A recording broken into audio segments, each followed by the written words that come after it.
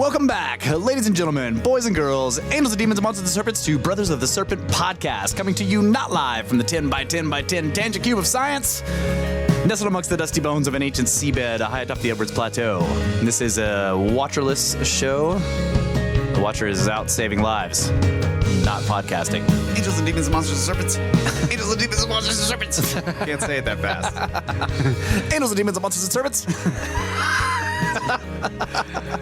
That's not. You should be a rapper. I'm just mispronouncing everything. All right, so we don't have the watcher. So let's just go. What are we gonna do? Straight to space weather news from spaceweather.com. Solar minimum conditions are in effect. The sun has been blank, no sunspots for 55 of the past 60 days.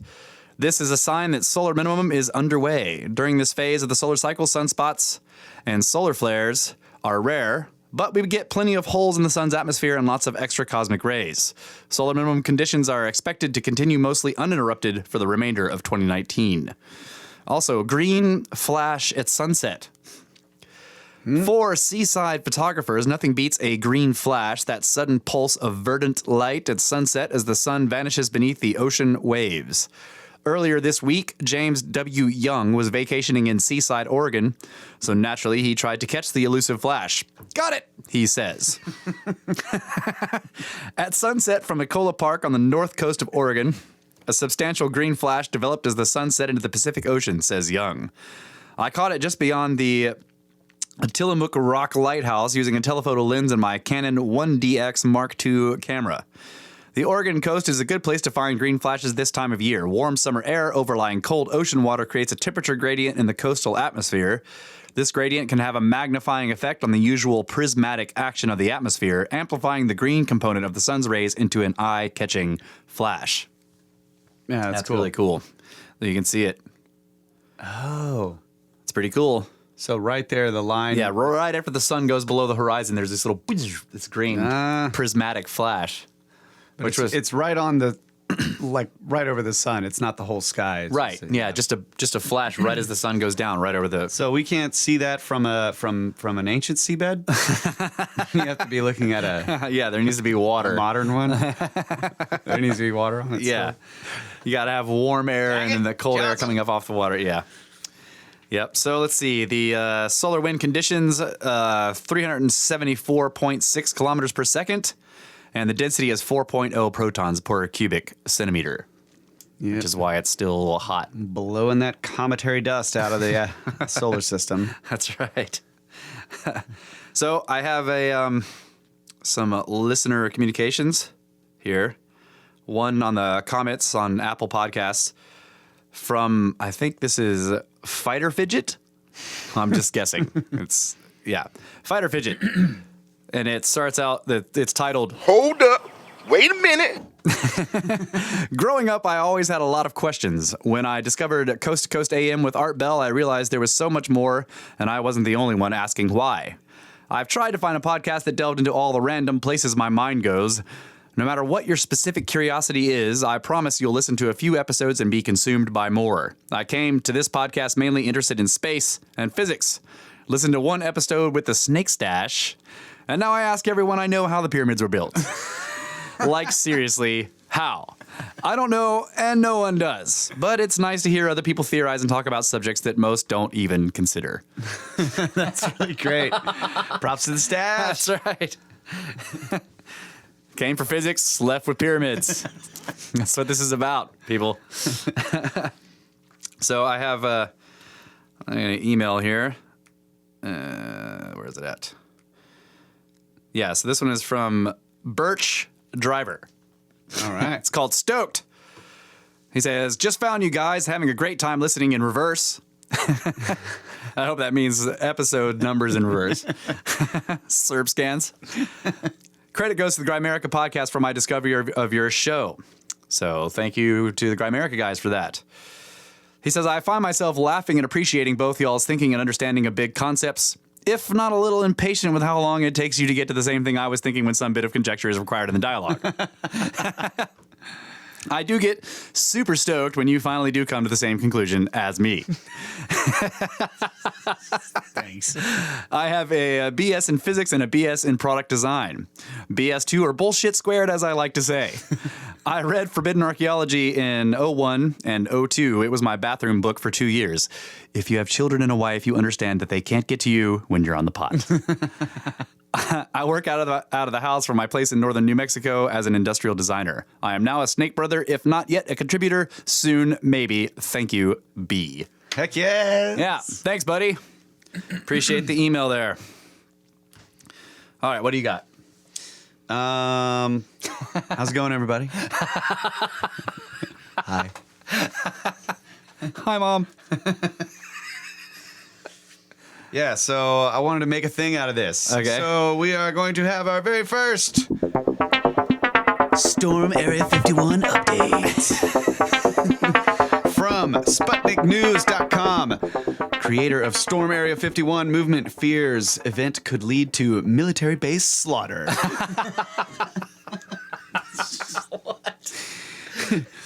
It all started as an apparent farce, but has undoubtedly been blown out of proportion as just under 2 million people signaled their intent to storm one of the most highly protected facilities in the United States.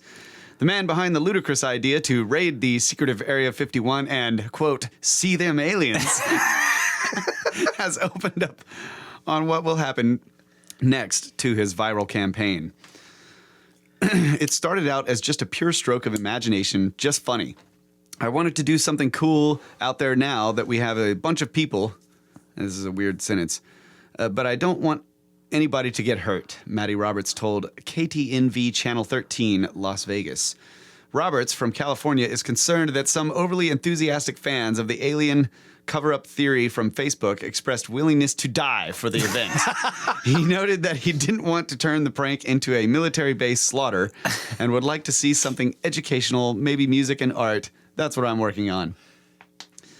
He showed up for the interview in a black cloak with ominous red clouds and a forehead protector, the signature costume of Akatsuki members, a criminal organization from the hit anime Naruto. Yeah. He's got the Naruto headband on. Yeah. There he is. Yeah. The satirical Facebook event he launched, titled Storm Area 51, They Can't Stop All of Us, suggests an unorthodox way of breaking in. Quote, if we Naruto run, we can move faster than their bullets. He was referring to the anime running technique, which implies that a ninja can move much faster with their torso leaning forward and their arms tucked back. The event, scheduled for 20th of September, has become the latest internet fascination. As of the time of writing, 1.8 million users had RSVP'd, confirming attendance, while another 1.4 million marked themselves as interested. The U.S. military is well aware of the campaign and has attempted to discourage prospective raiders against any such attempts. The Air Force, meanwhile, has held briefings on the Naruto running technique, according to Reddit know-it-alls. I saw that. There are pictures posted where the military guys are showing, like, what is a Naruto run? And it's defined, and you see one of the military guys showing, running with the arms back. They're doing their homework. Area 51 is a highly classified U.S. Air Force facility in the Nevada desert. Established in the 1950s, Area 51 was so closely guarded that the government only acknowledged its existence in 2013.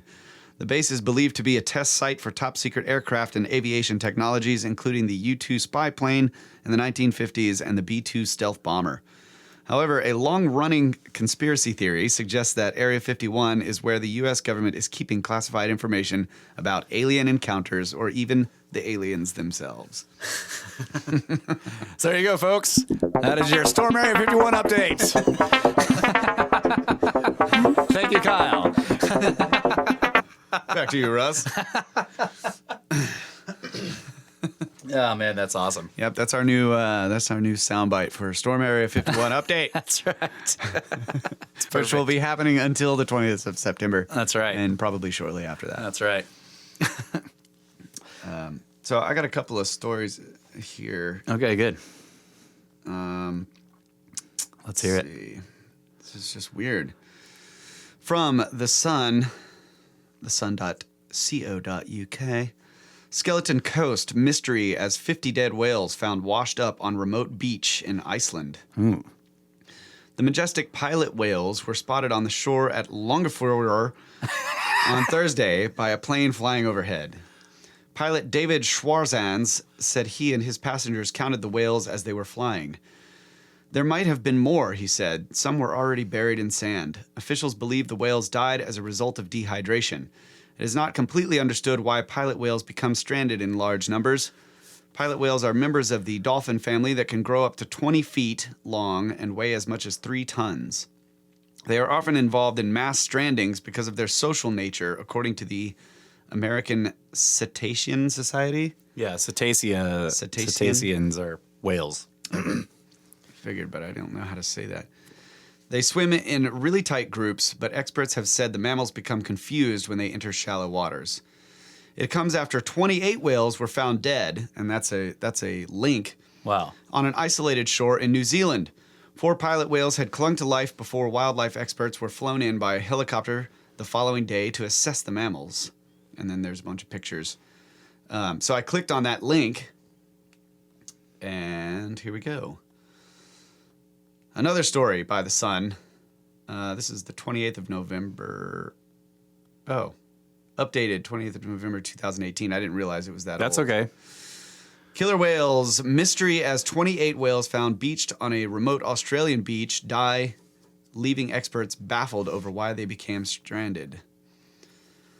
Days after 145 pilot whales were found dead after becoming stranded on an isolated New Zealand shore, a further 27 pilot whales have died in Croatia-Gongalong National Park in East Gippsland, Victoria.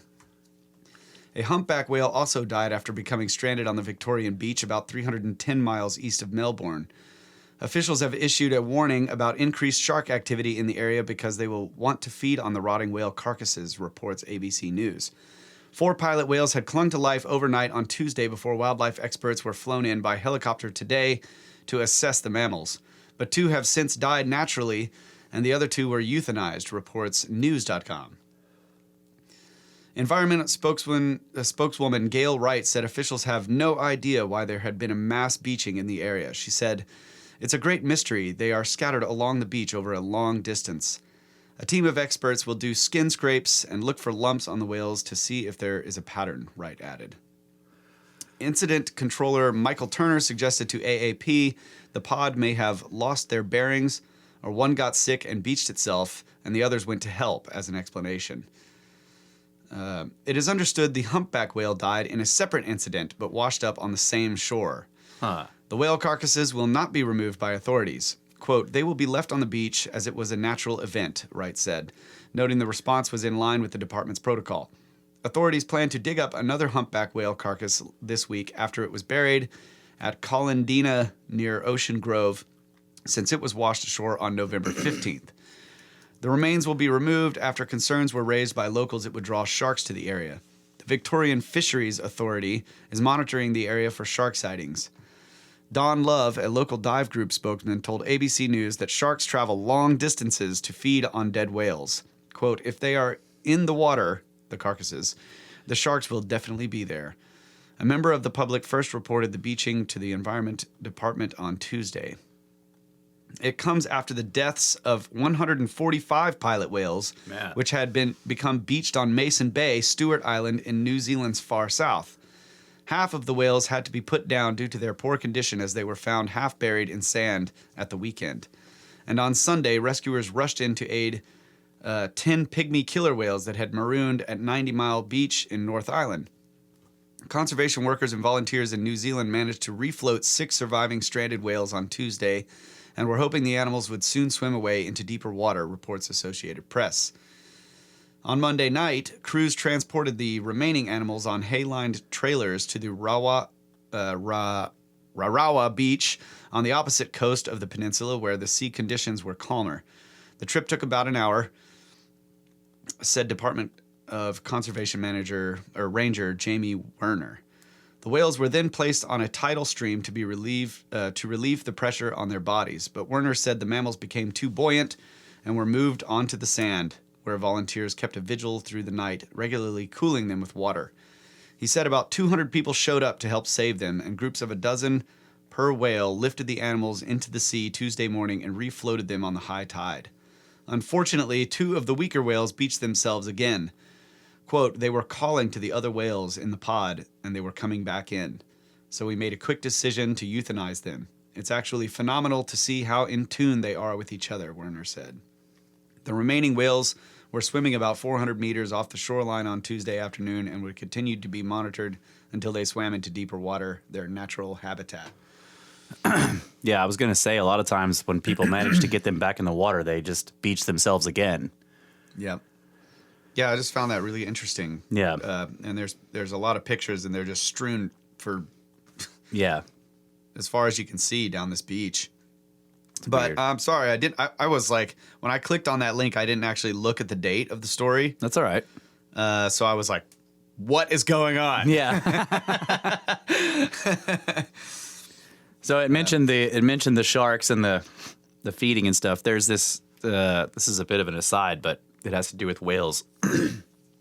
When a big whale, like one of the bigger ones, the enormous, humpbacks and like blue whales and stuff, when they die in over deep water, like for example over the Pacific, where the water is very deep, Yeah. their carcass they basically just die of natural causes, and then their carcass will slowly begin to, at first it's buoyant because there's gases and stuff, but that starts to get released, Yeah. and then there's this long, slow drift, and the water can be miles deep, so the whale carcass slowly drifts down, and as it moves deeper into deeper water, these entire ecosystems form around the whale body, and then it'll, and then, like whole ecosystems will form around it as food, and then it drifts down, and then like that will change. It's and those too deep for those things. right, and they'll leave, and other stuff will form, and everything, and all the way until it gets to the sea bottom. This is called a whale fall. Wow. Yeah, and it can take a long time. How long? I don't know. That's crazy. Yeah, whale fall. Wow, that's really interesting. Yeah, sort of creepy, but also really cool. So, Yeah. What was that? There was a story going on maybe last year with the killer whale, I think it was, that had its baby died, and it wouldn't let it sink. oh yeah, And it was just pushing it for like hundreds of miles or something like that. Wow, It pushed it and kept it from sinking. huh? It's like I'm not gonna let a whale fall happen. Yeah. Not over this deep water. right. I don't know. It was really kind of a sad. moving story. I mean, it was going on for days and days. Wow. And they were keeping track of it, following it, because the mother was like getting tired. Oh you yeah. know, and the rest of them are trying to move, and she's like, Yeah. pushing this. I can't remember what they're called. Baby whale. calf. Calf. Yeah. Yeah. Strange things. So on this episode, we had the great pleasure and honor of interviewing Dr. Martin Sweatman, the author of Prehistory Decoded, which I am in the process of reading. I'm most of the way through it. It is a fantastic book. So we interview him on that topic. And it was a great interview. So a couple of things about this. This was the first time we tried recording video. So we've got better internet here. And so we tried, because he wanted to show slides. So I'm pretty sure you'll be able to listen to the interview without the slides. You could be able to just listen to it audio-wise. But I do recommend at some point going and checking our YouTube channel. We're going to send the video that we've got to History Shift, to Brandon, for him to put together to put up on YouTube. So you'll at least be able to see the slide sharing that he does. That portion of the conversation is pretty important. So I'm sure listening to it will be fine. But if you really want to see the images we're talking about, go check out the YouTube channel once Brandon gets it up. Yeah. And we can put, just a couple of basic I can images of the main pillar that we're talking about on the show I notes. can put up the vulture stone images in there so you can look at that. And I probably can. I've got the book, so I can probably get. Well, I don't know if I want to screenshot his book and put it. I don't know if that would be we'll okay. see if he'll send us that one image where he's Yeah. got the constellations Right. compared. Because those are the main two aspects of discussion in terms of looking at the pictures. and Yeah. stuff. Yeah. So hopefully this will work out. At the time of this recording, we have done the interview and we've recorded the video for the podcast, but we don't know how it's going to work out and mixing them together. But we'll send that to Brandon and see how it comes out. I'm sure he'll be able to make it work out. Yeah, at least part of it. We were using Skype and it was a little weird. Thanks, so. History Shift. Yeah. Oh yeah, it split the screen. Like it didn't. There was no indication that it would split the screen like that because it had our video and a small icon in the top corner. Yeah. And his video was the full screen. Right. And then we went to watch what it was recorded. It was a split screen until he does his screen sharing and starts showing us slides. It's weird looking, so we probably won't even use that in the. Yeah. Because there's two of us, the center of our screen is empty. It's looking at the back. Me and Russ are just like in the margins of cut out of the video. It's perfect. But so before we go to the interview, I want to read the prologue from the book. So this is from Prehistory Decoded by Martin Sweatman. This is the prologue. So this is, I think you'll recognize this as I begin to read it. Thereupon one of the priests, who was of very great age, said, O Solon, Solon, you Hellenes are but children, and there is never an old man who is a Hellene. Solon, hearing this, said, What do you mean? I mean to say, the man replied, that in mind you are all young. There is no old opinion handed down among you by ancient tradition, nor any science which is hoary with age. And I will tell you the reason of this. There have been, and there will be again, many destructions of mankind, arising out of many causes. There is a story which even you have preserved, that once upon a time, Phaeton, the son of Helios, having yoked the steeds in his father's chariot, because he was not able to drive them in the path of his father, burnt up all that was upon the earth, and was himself destroyed by a thunderbolt. Now this has the form of a myth, but really signifies a declination of the bodies moving around the earth and in the heavens, and a great conflagration of things upon the earth recurring at long intervals of time. When this happens, those who live upon the mountains and in dry and lofty places are more liable to destruction than those who dwell by rivers or on the seashore. And from this calamity the Nile, who is our never-failing Savior, saves and delivers us. When, on the other hand, the gods purge the earth with a deluge of water, among you herdsmen and shepherds on the mountains are the survivors, whereas those of you who live in the cities and are carried by the rivers into the sea. But in this country, neither at that time nor at any other does the water come from above on the fields, having always a tendency to come up from below. For which reason the things preserved here are said to be oldest. The fact is that whenever the extremity of winter frost or of summer sun does not prevent, the human race is always increasing at times, and at other times diminishing in numbers. And whatever happened either in your country or in ours, or in any other region of which we are informed, if any action which is noble or great, or in any other way remarkable has taken place, all that has been written down of old and is preserved in our temples, whereas you and other nations are just being provided with letters and the other things which states require. And then, at the usual period, the stream from heaven descends like a pestilence and leaves only of those of you who are destitute of letters and education. And thus you have to begin all over again as children, and know nothing of what happened in ancient times, either among us or among yourselves. Excerpt from Timaeus by Plato. Wow. I actually started reading the Timaeus. Critias. Yeah, today. Well, I say reading it. I'm listening to it. So that's the prologue to his fantastic. book. Wow. Yep. So with that, let's take a quick break, and we'll come back with our interview with Dr. Martin Sweatman.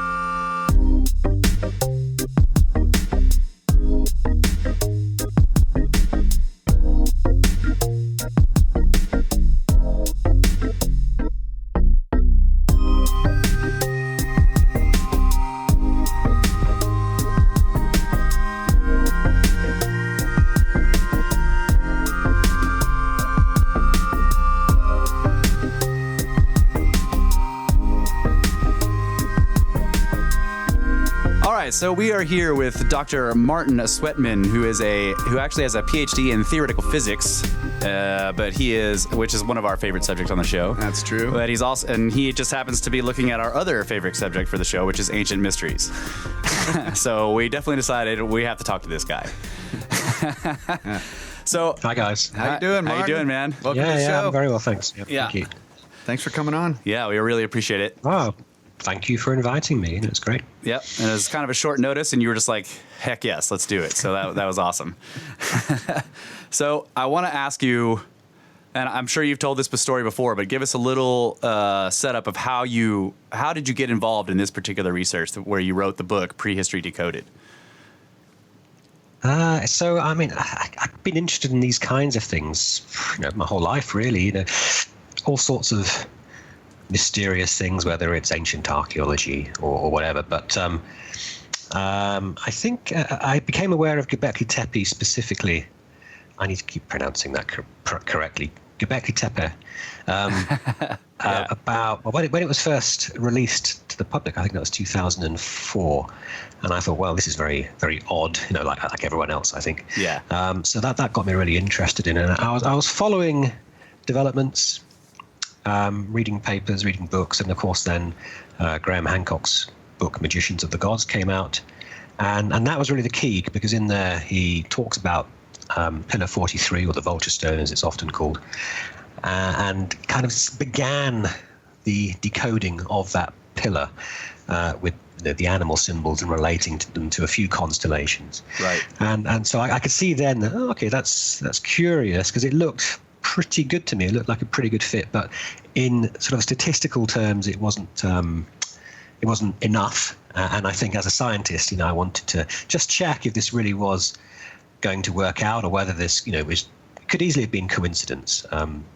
So, as a scientist, I wanted to test that a bit more and try and work out what all the other symbols meant. And that's basically where this whole thing began, and it's still going. It's still going. Yeah. So in your book Prehistory Decoded, you pay a lot of attention to statistical analysis of the evidence, which I was really impressed by that. Yeah.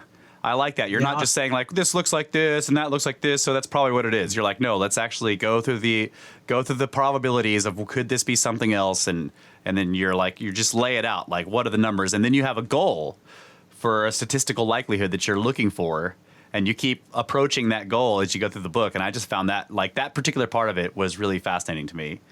So yeah, so I mean, I think various people through the years have written about cataclysmic events, and I think maybe hundreds of years ago they are quite wide of the mark. But I think as time's gone by, various authors have got a bit closer to what is probably the truth, and then we get to Graham Hancock's book, where I think provides the sort of the real key to this decoding. Anyway, I was very keen as a scientist to make this properly scientific, because I think prior to this it has been this whole area has been investigated by, I don't know what you would call them, mavericks or enthusiastic amateurs or whatever you want to call them, but it hasn't received, I think, the sort of scientific scrutiny that it deserves. And so that's what I was really keen to write about, to kind of make this now what I think could be a proper academic discipline. Right. We are enthusiastic amateurs, by the way. That's us. That's us. That's right. So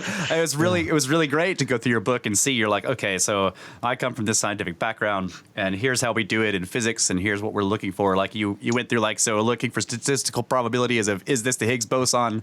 This is what they were looking for, and then you're like, I'm going to apply those same principles to these symbols on these stones. So I was like, okay, this is great. This is really great. So go ahead. So what I'm doing is hypothesis testing, which is just normal science. So it's nothing other than the normal scientific process that you might use professionally on any other day. I mean, so the Gobekli Tepe is a little bit. It's not quite scientific, Yeah. So there is still a degree of subjectivity about the pattern matches at Gobekli Tepe, and fortunately, through later investigations, we're sort of led along this path of investigation towards Paleolithic art. So that's places like Chauvet and Lascaux and so on. And fortunately, there you come across basically what are more or less the same animal symbols. Right. But the great thing is that there's a whole load of them, and they've been radiocarbon dated, and so we can now compare what I would call the zodiacal dates, which we can talk about, with the actual radiocarbon dates of these cave art paintings, and we find that it matches up just about in every case. So again, you can do a. Now this is properly scientific. This is there is no subjectivity in this whatsoever. It's a completely objective scientific test, and it basically, in scientific terms, it proves that this hypothesis is correct. That, in other words, the animal symbols are constellations, Right. And probably in more or less every case, they are constellations we think they are. Otherwise, it wouldn't have worked. So yeah, so then we can, taking that, we've now essentially proven scientifically that the cave art from about 13,000 years ago and before, going back to 40,000 years ago, is the same system that we find at Gobekli Tepe. It's then kind of rational to say, well, look, we developed this hypothesis from Gobekli Tepe. We've proven that it's essentially correct in the cave art. So that means our initial view, which was subjective at Gobekli Tepe, is almost certainly correct. You can't really say, having done this cave art study, that symbols at Gobekli Tepe are not what we think they are. So it's nice. It's a really great way of all kind of proving that Gobekli Tepe is doing what we think it's doing. Right. So let's go to Gobekli Tepe then. Pillar 43, the Vulture Stone, is the one you first started looking at. I have this. Okay, I know where your investigation went because I've been reading the book, but I need to let you tell it because otherwise I'm going to blow the whole surprise. So let's hear it from you. How did you go through the Vulture Stone? What were you looking at, and what did you determine? What was your opinion of the symbols? I better pull up some slides, and I'll share my screen. Okay, here we go.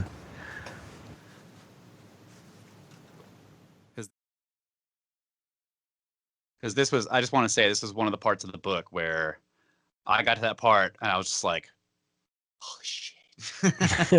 Holy shit. Hang on, I'll just close that down. Right, so we're nearly there.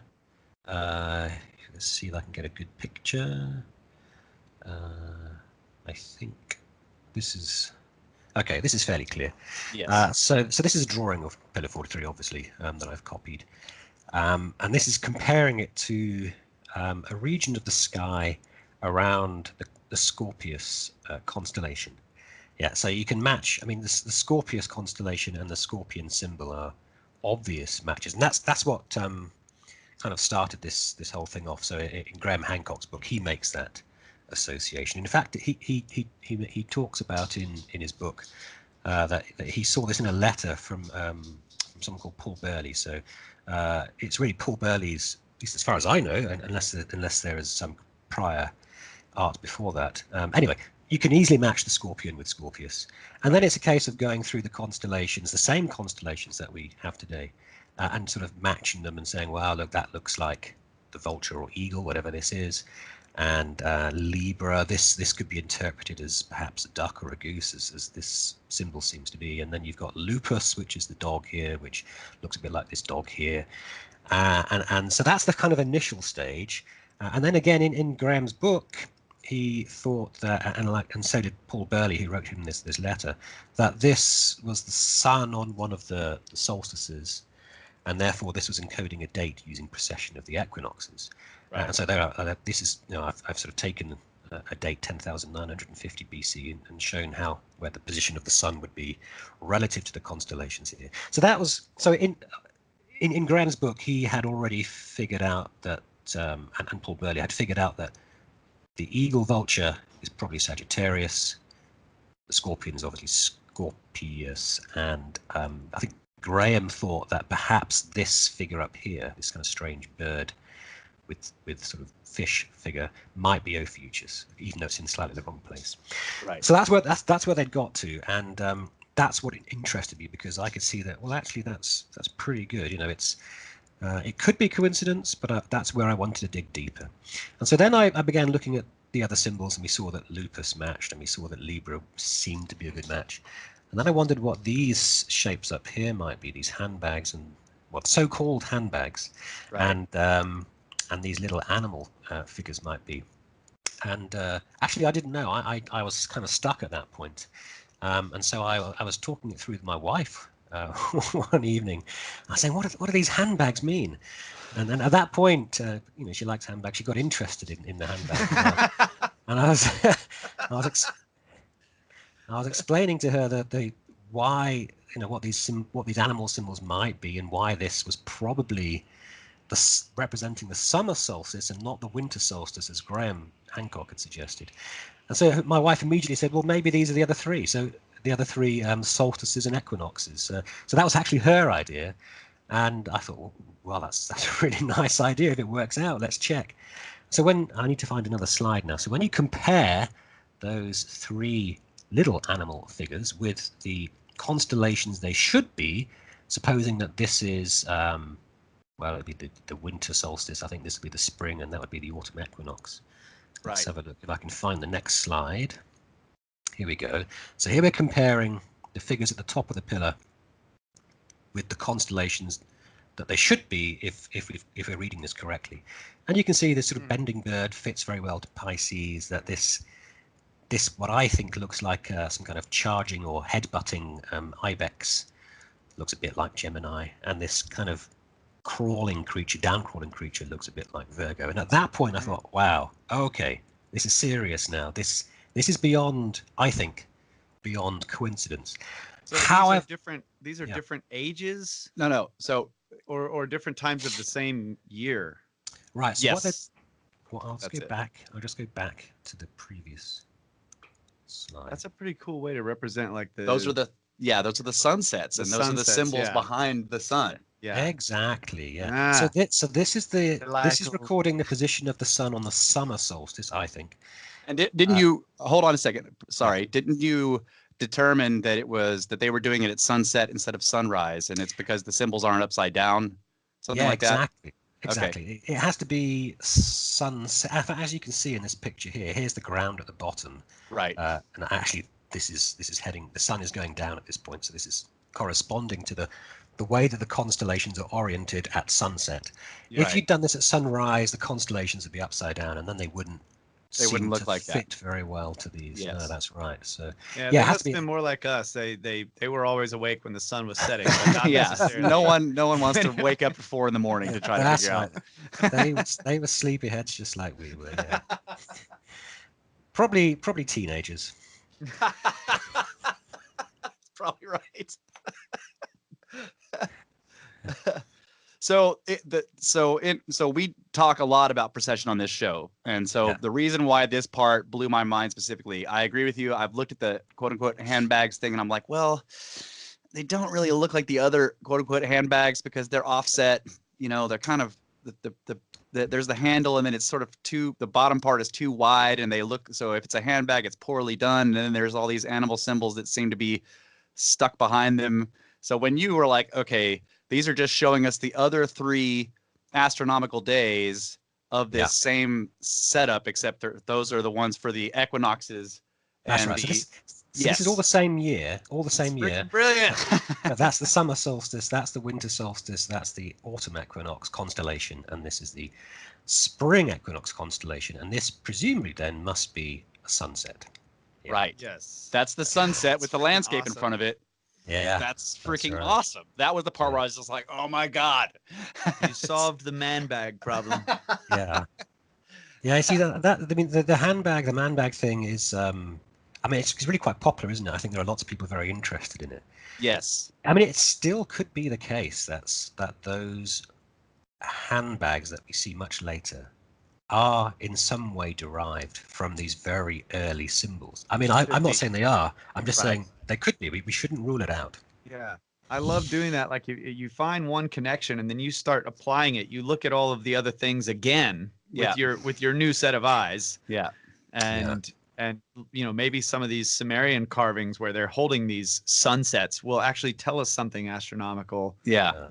That's cool. In fact, we do see a similar symbol, as you just said, much later in it's on the Uruk. In fact, I've got a picture, I think. The Uruk vase from Sumeria in Mesopotamia. Let's see if I can find. And the guys, like the bird-headed men, Yeah, you know, he's that holding they carve, hold these little bags and stuff, and then the other hand is holding the corncob looking pine cone thing. Actually, I haven't got it here, so it'll That's be all right. out, and it'll take me ages to find it, so I won't. Do that. A whole processional age to find it. Yeah, exactly. But yeah, so we do see much later on, thousands and thousands of years later, we do see quite similar symbols together with the animals. So we know pretty much that, again, the animals are not animals; they are constellations, and that's how we can interpret. As I say, one of the cases is the Uruk vase, which is 3,200 BC, more or less. There's another case. There's some rock graffiti in the Egyptian desert, which in that case it's not a handbag. It looks more like an eye. But can you imagine if this lower part was kind of curved slightly, Right? and then this other part, this upper part, was not quite so pronounced? That might then look like an eye. Yes. Anyway, so we see these eye symbols and then lots of animal symbols. Again, it's the same kind of notation, if you like. It's telling you, look, these are not animals; they're actually constellations. Right. And therefore, this is a date. Yes, and I even so you talked about the main part of the pillar where we have the showing of the sky. Above that, you were talking about this. So there's these weird V symbols. That's but right. to me, they also could be. It's just grass, and there's a line of stones there, and then so above they're showing you here's the sunset going down over that line of stones. You know what I mean? Yeah. So well, I mean, it's possible. Yeah. I think I've spoken to other people, and they seem to think that there is some more information in here. If you look at the number of V's, and this V symbol does appear in other places, so I think they're probably. I mean, you could be right, but I suspect that these V symbols are telling us something else, something to do with a more accurate date. Perhaps the scene with the animals is giving us a sort of gross date. Yeah, ballpark date, and then these V's might be sort of narrowing. But can you pull up a picture of the actual stone real quick? Yeah. I think those handbags look like a traffic jam. They're trying to tell us. There we go. It's 5 o'clock. Right. Yeah. So now that we have the idea that they're sunsets, it's with the right constellation behind them on the other three arms of the processional cross. Exactly. That's genius. That's just it's very smart, and it's not the first time that this has been written like this. Actually, I don't think it is anyway. Well, I'm pretty sure it's not. So the earliest instance of this kind of way of writing a date I've seen is in Lascaux, which is probably one of the most famous, if not the most famous, piece of cave art. Let's see if I can find Lascaux for you. Those are really old. Here we go. Yeah, so this is now going back a few thousand years, 15,000 BC, and again, what we've got here is this is in France, Lascaux, and part of this cave system has a very deep shaft, which is kind of separate from the rest of the cave, and there are these four animals. Again, it's the four animals that's the key. In this particular shaft, so you've got the horse and the bull, right, and then there's this kind of bird which looks a bit like a duck or something, and then this is actually, it's all kind of off the shot, but it's actually, or it's interpreted to be a rhinoceros. Anyway, so from that we could decode more symbol association. So it turns out that the horse, according to our logic, this probably represents Leo, and the rhinoceros represents, we think, Taurus, and the bull represents Capricornus. Capricorn, yeah. Yeah. Now we know the bull as Taurus, but it seems that is a change that at some time it happened at some point, in a sort of 3,000, 4,000, 5,000 BC, something like that. We don't know exactly when, but certainly up until about 6,000 BC, everywhere we look, it seems that the bull represents Capricornus, and it's only in Mesopotamia by about 3,000 BC that it starts to represent Taurus.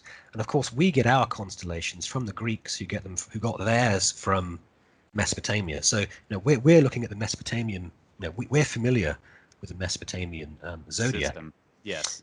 but actually the bull normally, many thousands of years ago, represented Capricornus. What about the Chinese? Don't they have really ancient symbols for the constellations as well that are different? They do have a different zodiac, yeah, and that's a really interesting thing because they're quite different again. So Yeah. I mean, there's this possibility if you go back far enough that all of these systems converged into a single Converge. system. Yeah. And that would be really interesting to track. Yes. Now, I don't know if that's the case. I don't know, but it's a hypothesis. It's a suggestion. Yeah. It seems likely to me. I think it's probably true, but it's a guess. Right. This is a Hamlet's Mill type of thing where it seems like this all stems from some incredibly ancient system, but that is still unproven. Yeah. Yeah, that's right. Yeah. So Well, also, I want to ask you there. We have the beheaded man there. okay. So back to here yeah. or Yes. right. Okay. Yeah. So here we've got yeah. So this scene actually is very similar to Pillar 43 at Gobekli Tepe. Yes. Because you've got the dying man here, and this is normally interpreted as like a hunting scene. You've got what looks like a spear going through. The bull's killing him, basically. Yeah. So it looks like he's killed the bull, but the bull's killed him as well, or something like that. But of course, we know, we think at least, that these are.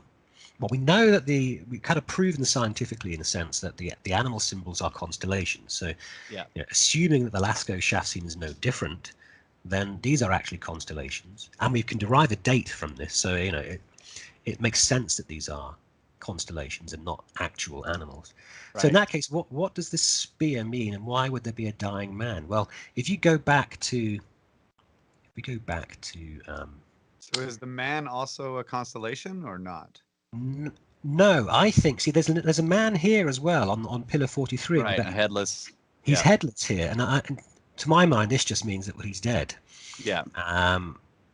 Nothing much more complicated than that. So this is telling us, in my view, that this date is associated with death, some kind of catastrophic event, perhaps. It doesn't have to be catastrophic, but maybe we can come to that. At least it probably involves death in some way. And it's the same. And it's the same with where was I? It's the same with. Here we go. Back to here again. It's the same with the Lascaux shaft scene. So the man is dying, probably involves death. And what is it that's caused this death? Well, it's probably this spear, which can't be a spear because this is a scene in space. So what could this be? Well, the anything that makes any kind of sense is that it's some kind of meteor strike again. Yes. Mm-hmm. Now the really cool thing is that when you for Gobekli Tepe, it seems, or at least we can interpret it, and the evidence is pretty strong now, that Gobekli Tepe is all about the Younger Dryas event. Right. And the hypothesis is that the Younger Dryas event was caused by an encounter or a collision with the Taurid meteor stream. And the Taurid meteor stream at that time, at the time of Gobekli Tepe, would have appeared to emanate from the direction of Aquarius. And we've worked out that, I need to go back again. And we've worked out that, here we go. Aquarius is probably the fox. So this is Pillar 2 at Gobekli Tepe. Right. And it's probably, we can interpret it at least as representing the path of the Taurid meteor stream through the sky, from Capricornus through Aquarius to Pisces. Now, if we go back to the Lascaux shaft scene, go back again, right? So the Taurid meteor stream was centered over Aquarius at the time of Gobekli Tepe. But if you go back a few thousand years to Lascaux, the Taurid meteor stream would have been centered, the sort of the maximum intensity of the Taurid meteor stream would have been over Capricornus, which is the bull. So it makes perfect sense that this is another meteor strike from the Taurid meteor stream. And how much coincidence would it need that you've got the same kind of scene with four animal figures and a dying man seem to be recording a date, seems to be pointing the finger at the Taurid meteor stream, and this is exactly the same. Right. It can be interpreted in the same way. Yeah, you give a lot of numbers in your book, but I just summarize it as it's impossible to one. Basically, is the that's exactly what it is. I like that. Yeah, impossible to one. I wish I thought of that.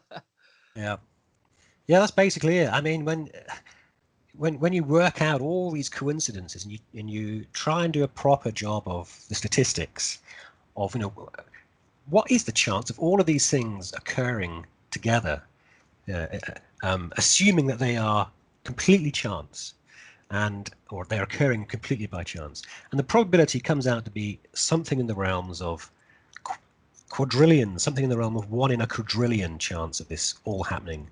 Right. By pure chance, and as a scientist, I have to conclude then that that's not chance, is it? We have interpreted this correctly, Right. because that is such a small chance. It's irrational to think that this is all coincidence. Right. So so you also go through Catalhoyuk, and you show that there's similar images there. I don't know if you've got them. And then you basically start working your way up through history, moving forward in time, showing like, look, they have similar symbols, and if we sort of rotate the precessional sky, you see that these are the right symbols. Yeah, so Gobekli Tepe, Pillar 43, that's the key. That kind of breaks the code. Right. And from there, our sort of path of logical deduction took us to Çatalhöyük, as you say, Yep. which is here. So this is now a few thousand years later. It's still in Turkey, or Anatolia. Yep. It's not far from Gobekli Tepe. It's only a few hundred miles away. And again, we can interpret. Well, okay. So there is this town called Çatalhöyük, which was uncovered in the 1950s and 1960s by Mellart, and they find that sort of the lower levels of this town that they've excavated, they find that there are these shrines in these sort of cubic kind of rooms, and they have like what is probably a bear shrine. There's a bull shrine. There's a ram shrine, and then there are these leopard shrines.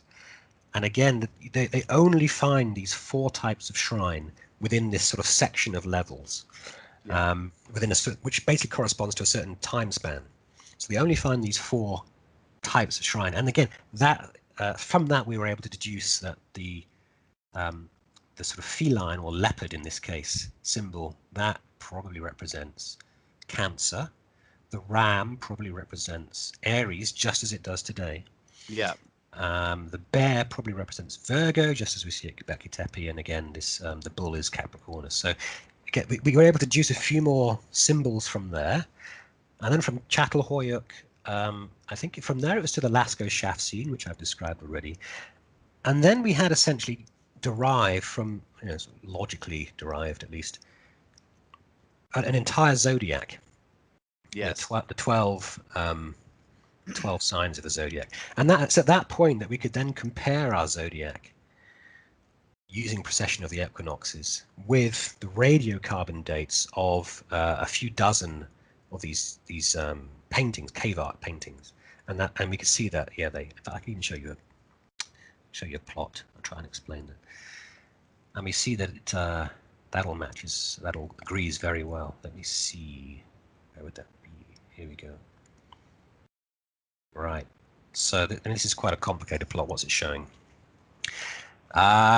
So yeah, what's happening, if I try and explain it, what's happening is that when, say, the summer solstice is in the constellation Leo, they would paint a horse in the cave.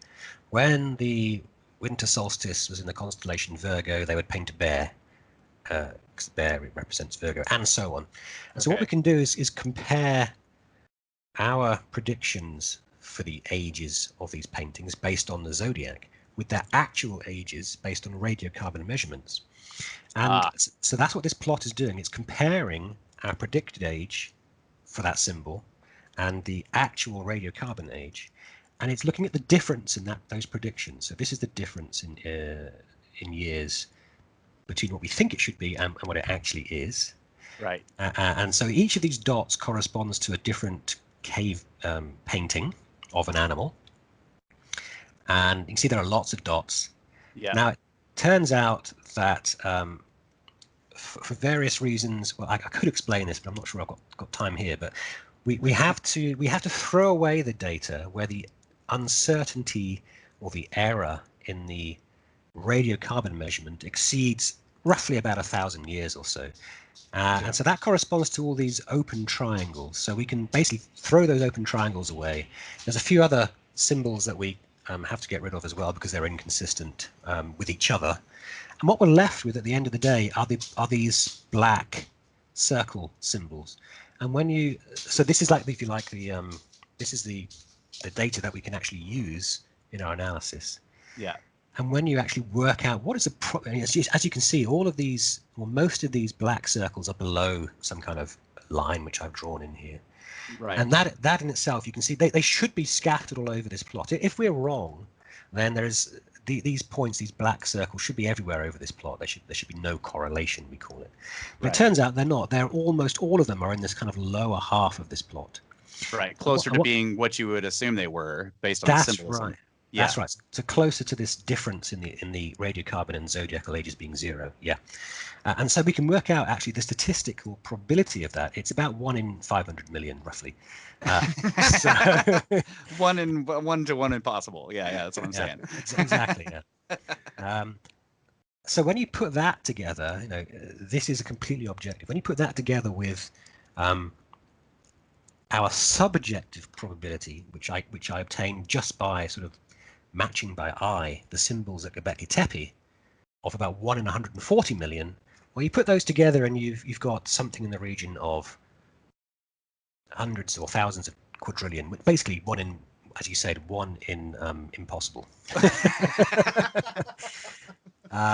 So yeah, it's correct. And the great thing is we can now that we know this, we can go through history and prehistory, and we can look at all these cases where there are these artifacts with animal symbols, and we can interpret a date for those artifacts. And it seems, in most cases, or at least I can show you many cases. There are cases on my blog where I talk about these things.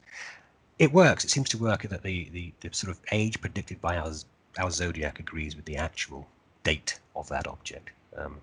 In so many cases. So I've kind of defined now a new way of deriving the date of an ancient object. If it's got these zodiacal animal symbols on it, then you can derive what I call a zodiacal date for it. So it's kind of a new.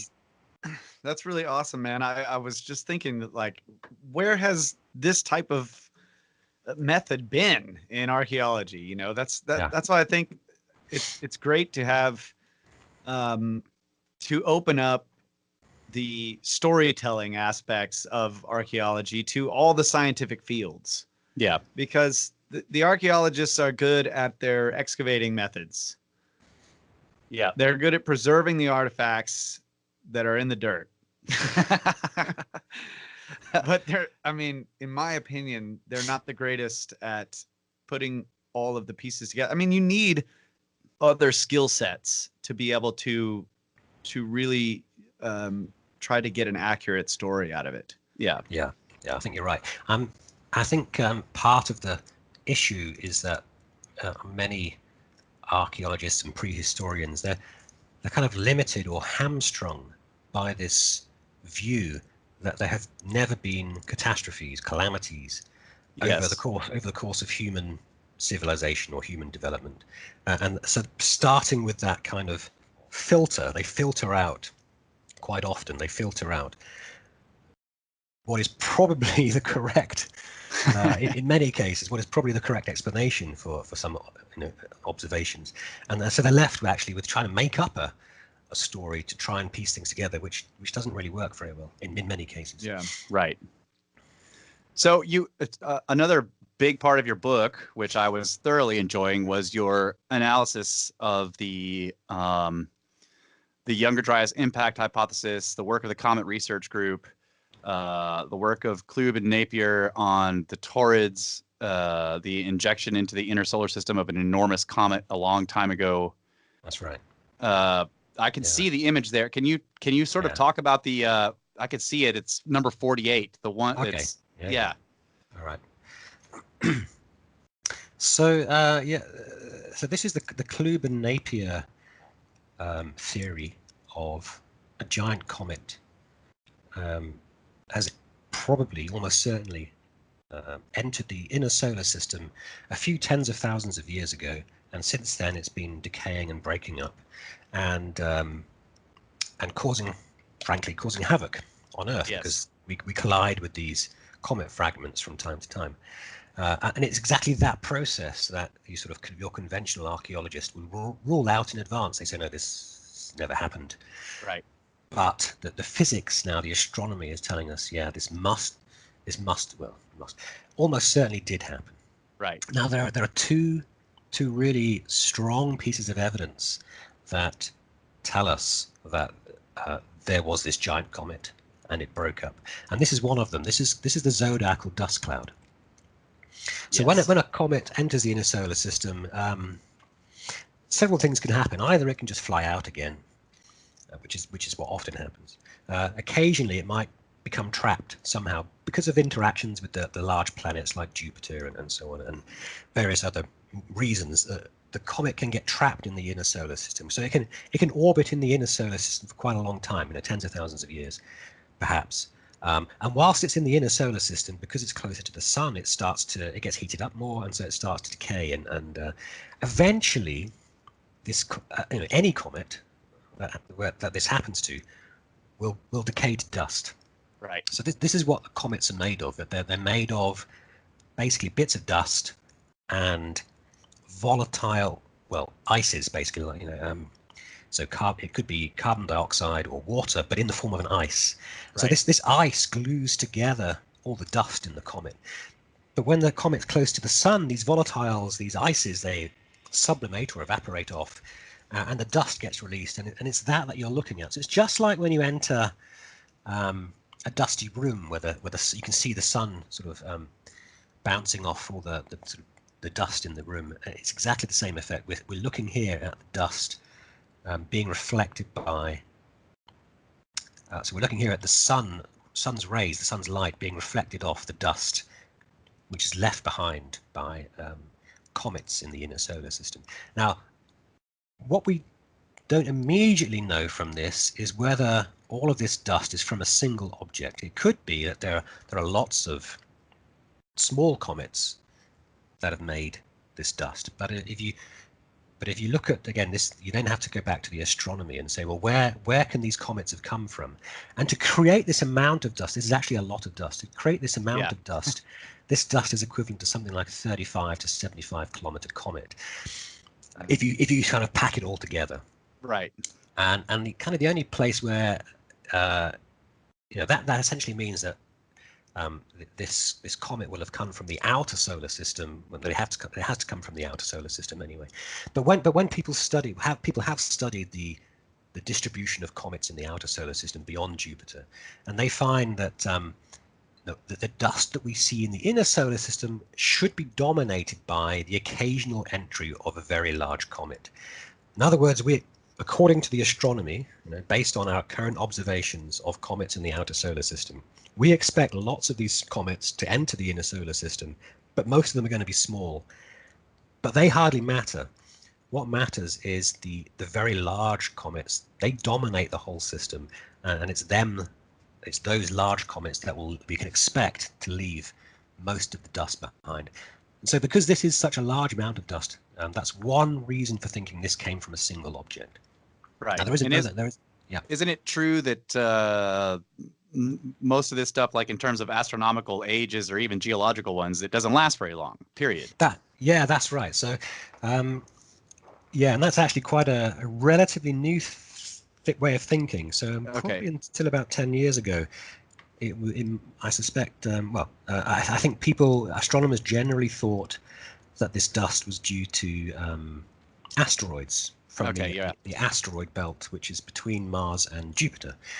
But we've flown quite a few space missions now through the asteroid belt, and we don't see the dust there. So that indicates, this dust must have come from somewhere else, and the only other place it could have come from is from comets.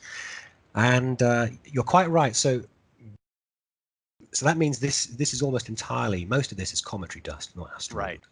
That's one thing. And the other thing is that we know that this dust will either, after a few tens of thousands of years, it'll either be blown out into outer space by the cosmic Right. wind coming off the sun, or it'll be essentially gobbled up by the sun if it gets too close. So, yeah, the zodiacal dust cloud itself does decay. It disperses with a time scale of around 10,000 years or so. So, Right. So that can't be very old. So is it? Yeah. It's called the zodiacal dust because is it pulled into a disc or Yeah. So something? what in we're the- looking in at the there is ecliptic? that's the ecliptic. Yeah. exactly. And Yeah. how So do this, how do we observe this in our sky? How is this photo? I I've think never seen that. no, to be honest, I haven't either. But I think this is just a natural photograph. So you can, I think if you're in a good location, on top of a mountain and it's a very clear night and you're looking at just about the right time when the Take a sun long is exposure. just, see the Yeah. sun is just dipping below the Yeah. horizon. So he's Okay. got a kind of a long exposure to bring out because there's so many stars. It's got to be a Yeah. Yeah. So I suspect you can see it. I think you can see it with the naked eye, but it's quite faint, I think. But you're right. I suspect this is a longer exposure to make it clear. Yeah. And that so that the triangle there that's coming up from the horizon is pointing in the direction of the ecliptic, right? Basically, that's the idea. That's right. So this is the plane of the solar system that we're looking Right. at. So Yeah. so this picture must be more or less on the equator, nearly on Yeah. the equator, because it's pointing straight up here. man. Can you imagine what that looked like soon after the comet came through? Well, yeah, exactly. So yeah, now it's fairly faint. You can hardly see it, but yeah, when this first happened, it probably would have been quite a feature in the sky. It would have. It should have been recorded somehow mythologically. That's what made people build pyramids. Yeah, that's what I was thinking too. It's giant triangle in the sky. Well, yeah, it does have that shape, doesn't it? Yeah. Yeah. I was gonna ask you, can you figure out the probability that pyramids would be built independently of all over the world? I mean, Unfortunately, unfortunately not. No, I can't do that one. Sorry. come on, man. Yeah. I'll have a go at it tonight. Maybe. Okay. Awesome. Yeah. So you did a lot of work on that, and you put up all this information in the book about the comets and stuff. You really did a deep dive into it. I don't know how much you want to go into it here, but it was all fascinating to us, especially because we talk a lot about the Comet Research Group, about the Younger Dryas Impact Hypothesis, and your analysis of their work. And just going through this systematically and saying, look, the latest astronomy shows that there's this system of bringing in large objects from the outer solar system, and then there's this probability that some of them will get trapped, and then there's this sort of a known, or it's estimated because we don't have totally concrete data on comets breaking up yet, but there's a pretty good idea of how they begin to fragment. And then what that does and what that results in. And you go through, like, now we have centaur-sized, what are called centaurs, right? Which are like over 1 kilometer in diameter. Isn't that correct? Centaurs, yeah. Yeah, centaurs, yeah. Yeah. So basically, so that my aim in writing the book was to make this, a proper scientific case Yes. for this interpretation of Gobekli Tepe and the other artworks, and that case actually logically rests on the Younger Dryas Impact, and the case for the Younger Dryas Impact logically rests on the latest astronomical observations. So I have to include that in the book if I'm going to make a coherent story here. And so what I'm describing in the book is just the latest science, based on astronomical observations. We expect to have been impacted by not just one, but several, perhaps many comet fragments over the last 10, 20, 30,000 years. That's the expectation now, or it should be. Not many people know that. Right. but that is, so the Younger Dryas is probably the most energetic of those over the last 30, 40,000 years, whatever. But there should be other records, either geochemical records, so that is bits of debris in the ground. We can either find them that way, or as I've shown, that perhaps there are other sort of witness accounts like Gobekli Tepe, like Lascaux, that suggest that there was some kind of cometary encounter. This should go back. We shouldn't be surprised to see them. We should expect to see them. Right. That's what I'm trying to say in the book. Yes. So, kind of jumping around here, but can we go back to? I want to talk a little bit about how you decided, because you were pointing out in the book that like, so if we think that these are the right symbols on Pillar 43, that there's actually 4 different periods that it could be, and then you chose the 10,000 BC one, and that was partially based on its nearness to the radiocarbon dates of the of the stone wall that's kind of between the pillars. Is that right? Yeah, exactly. So this could have been any of the solstices or equinoxes. So in fact, Graham Hancock in his book suggests it's the winter solstice, which would then make this date recorded on the Pillar 43 equivalent to today. And that's what he says in the book, or 26,000 years ago. Now, given that Gobekli Tepe is known to be sort of 12,000 years old or so, to me that doesn't make much sense. To me, it's much more likely that this is actually recording a date that was close to their time. Yes. And that, oops, that's Daisy. All right. How's it going, Daisy? Let me out. What she wants is her bedtime snack. Oh, right. so that she can go to bed.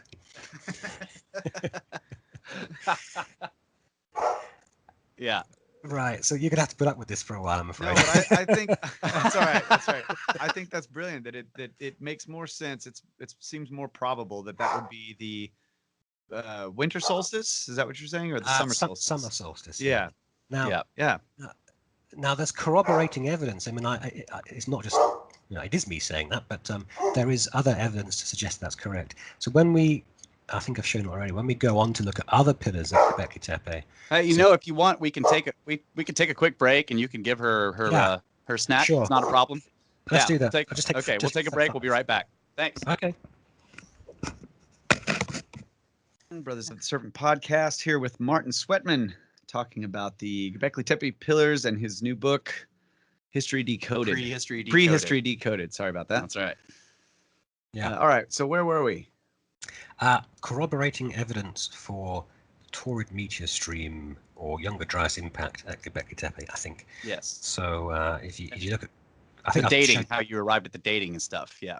Yeah. So this is, I've shown you this pillar already, but we can interpret this as the path of the radiant of the Taurid meteor stream from Capricornus through Aquarius to Pisces. And that then tells us that the fox, which looks like this northern part of Aquarius, represents Aquarius, probably. And then when we look at one of the main pillars from Gobekli Tepe, let's see if I can find it. This is pillar 18. So it has the fox pelt, and it has a fox on the side of it. So, and this is one of the very, it's the largest pillar in the whole place that we found so far. It's at the center of the oldest enclosure that we found so far. And it's got this kind of symbol here, which might be interpreted as a comet. I think didn't Andrew Collins, I think. Andrew Collins thought it was a bow wave, a shock wave. Right. Yeah. I suspect he's probably right. I think he's probably right. So that's telling us, this is the sort of biggest, most important pillar. It's telling us, because of the fox symbolism, that whatever happened here is connected with Aquarius, and Aquarius was the center, the brightest part of the radiant of the Taurid meteor stream. Again, so everything's pointing to the Taurid meteor stream. And then furthermore, if we go back to pillar 43 again, so the date that I derived here, 10,950 BC, that's just kind of an approximate date for when the sun is in this kind of region compared to the bird. Yeah, that's right. So it's kind of like a rough estimate. But when we take into account all these other three solstices and equinoxes and combine that with this position of the sun, we actually get a narrower date range for this pillar. Which is, I think I remember, is from about 10,900 to 10,750 BC.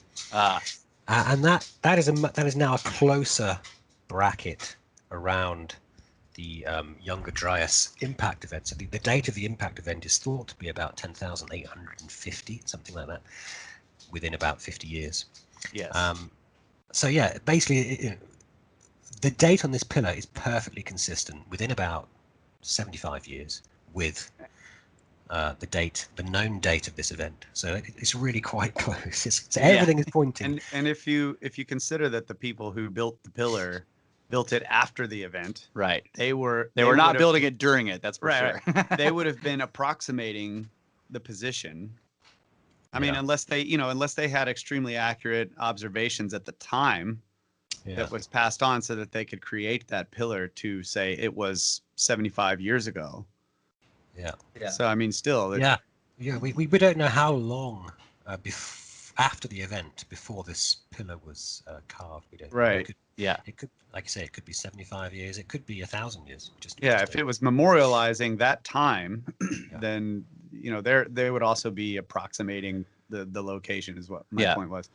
Yeah, and they did a really good job, I think. Yeah, right. So another question, and this is something you go through in the book again. I'm just I keep mentioning the book because I'm encouraging everybody listening, go get this book, because no matter how much material we cover on this podcast, it's just not going to be the full effect of the book, which has been amazing. So I'm reading it and it's awesome. So I just want to encourage everybody to get the book. So in the book, you go through, you talk about the walls. Now, so we're looking at the pillar here, and there's that sort of jagged line on the left. That's because there's material there that's kind of blocking that stuff.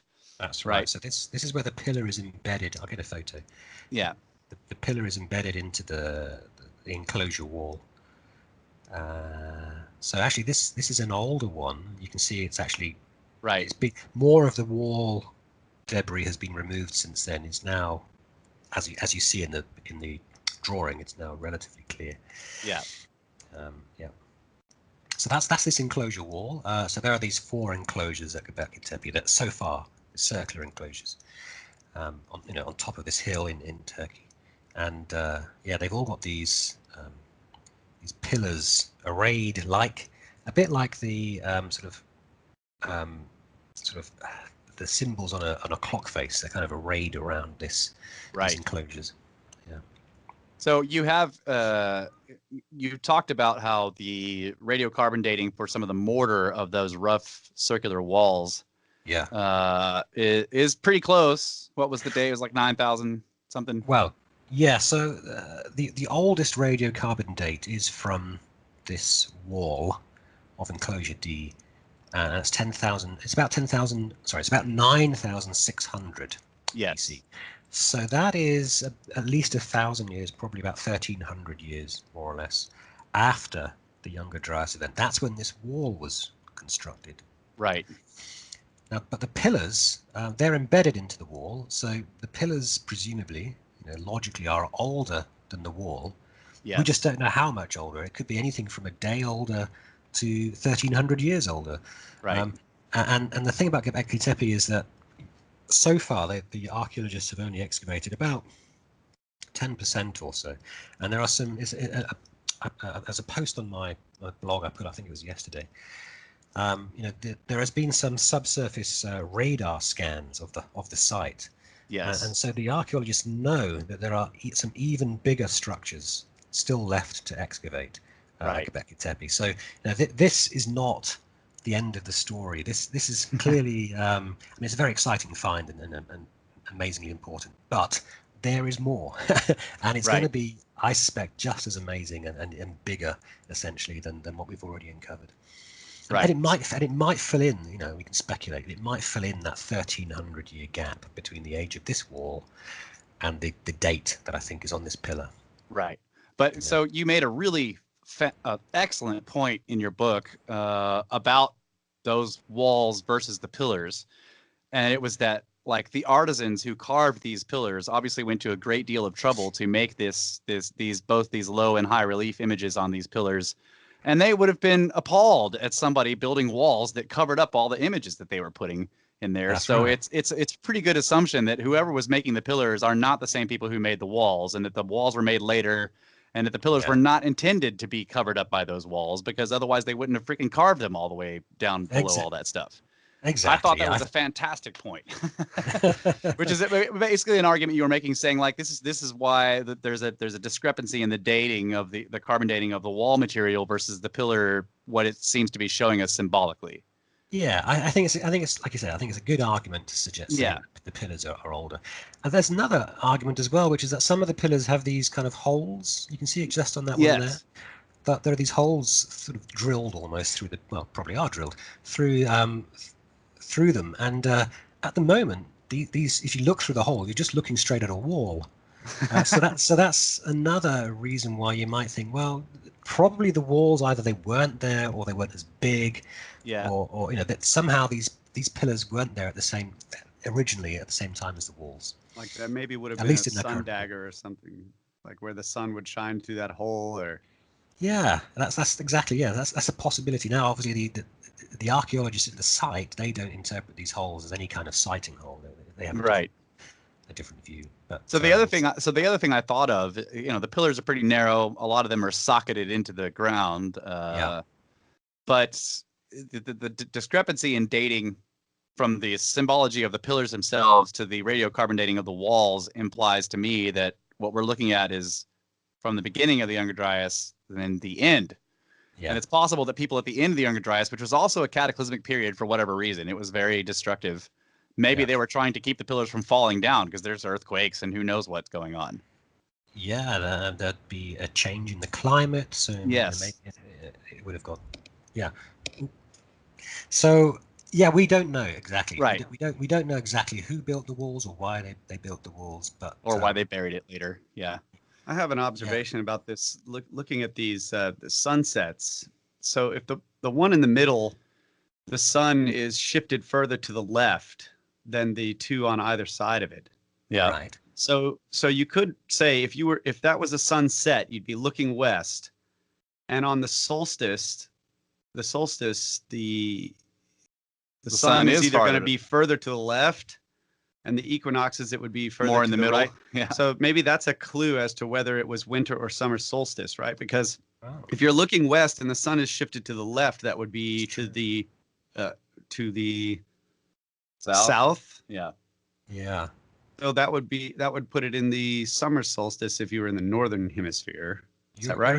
You're exactly right. So I think, so if you're looking at the horizon, this is meant to be the winter solstice.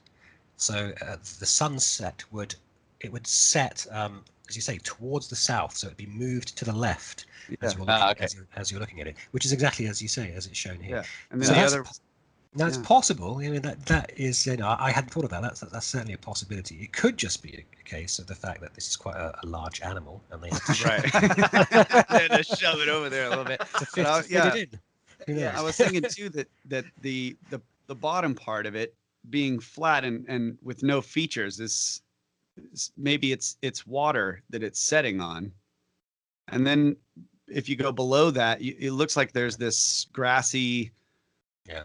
I guess these are the V shapes you were talking about. Yeah, that's what I was saying. They look like grass, and there's like a stone wall in there somewhere, or something. I don't know. Yeah. But you're right. It could have a lot more information because you're right. There's the same ones above too as well. Yeah. So. Yeah. Everything's on fire. That's what it says. Maybe that's it. Yeah. Oh man. I mean, but I know that people have been counting these things and recounting them and trying to figure out how many are there and what does that correlate to. And right, I don't think anyone's quite solved what this is yet. There's 11 of them, and the 12th one is the pillar. So there's 12. 12 is a zodiacal sign. And so you also mentioned the H symbols. The H. Yeah, there's two of them there, and one of them's turned sideways, or maybe it looks like an I to us, a capital I.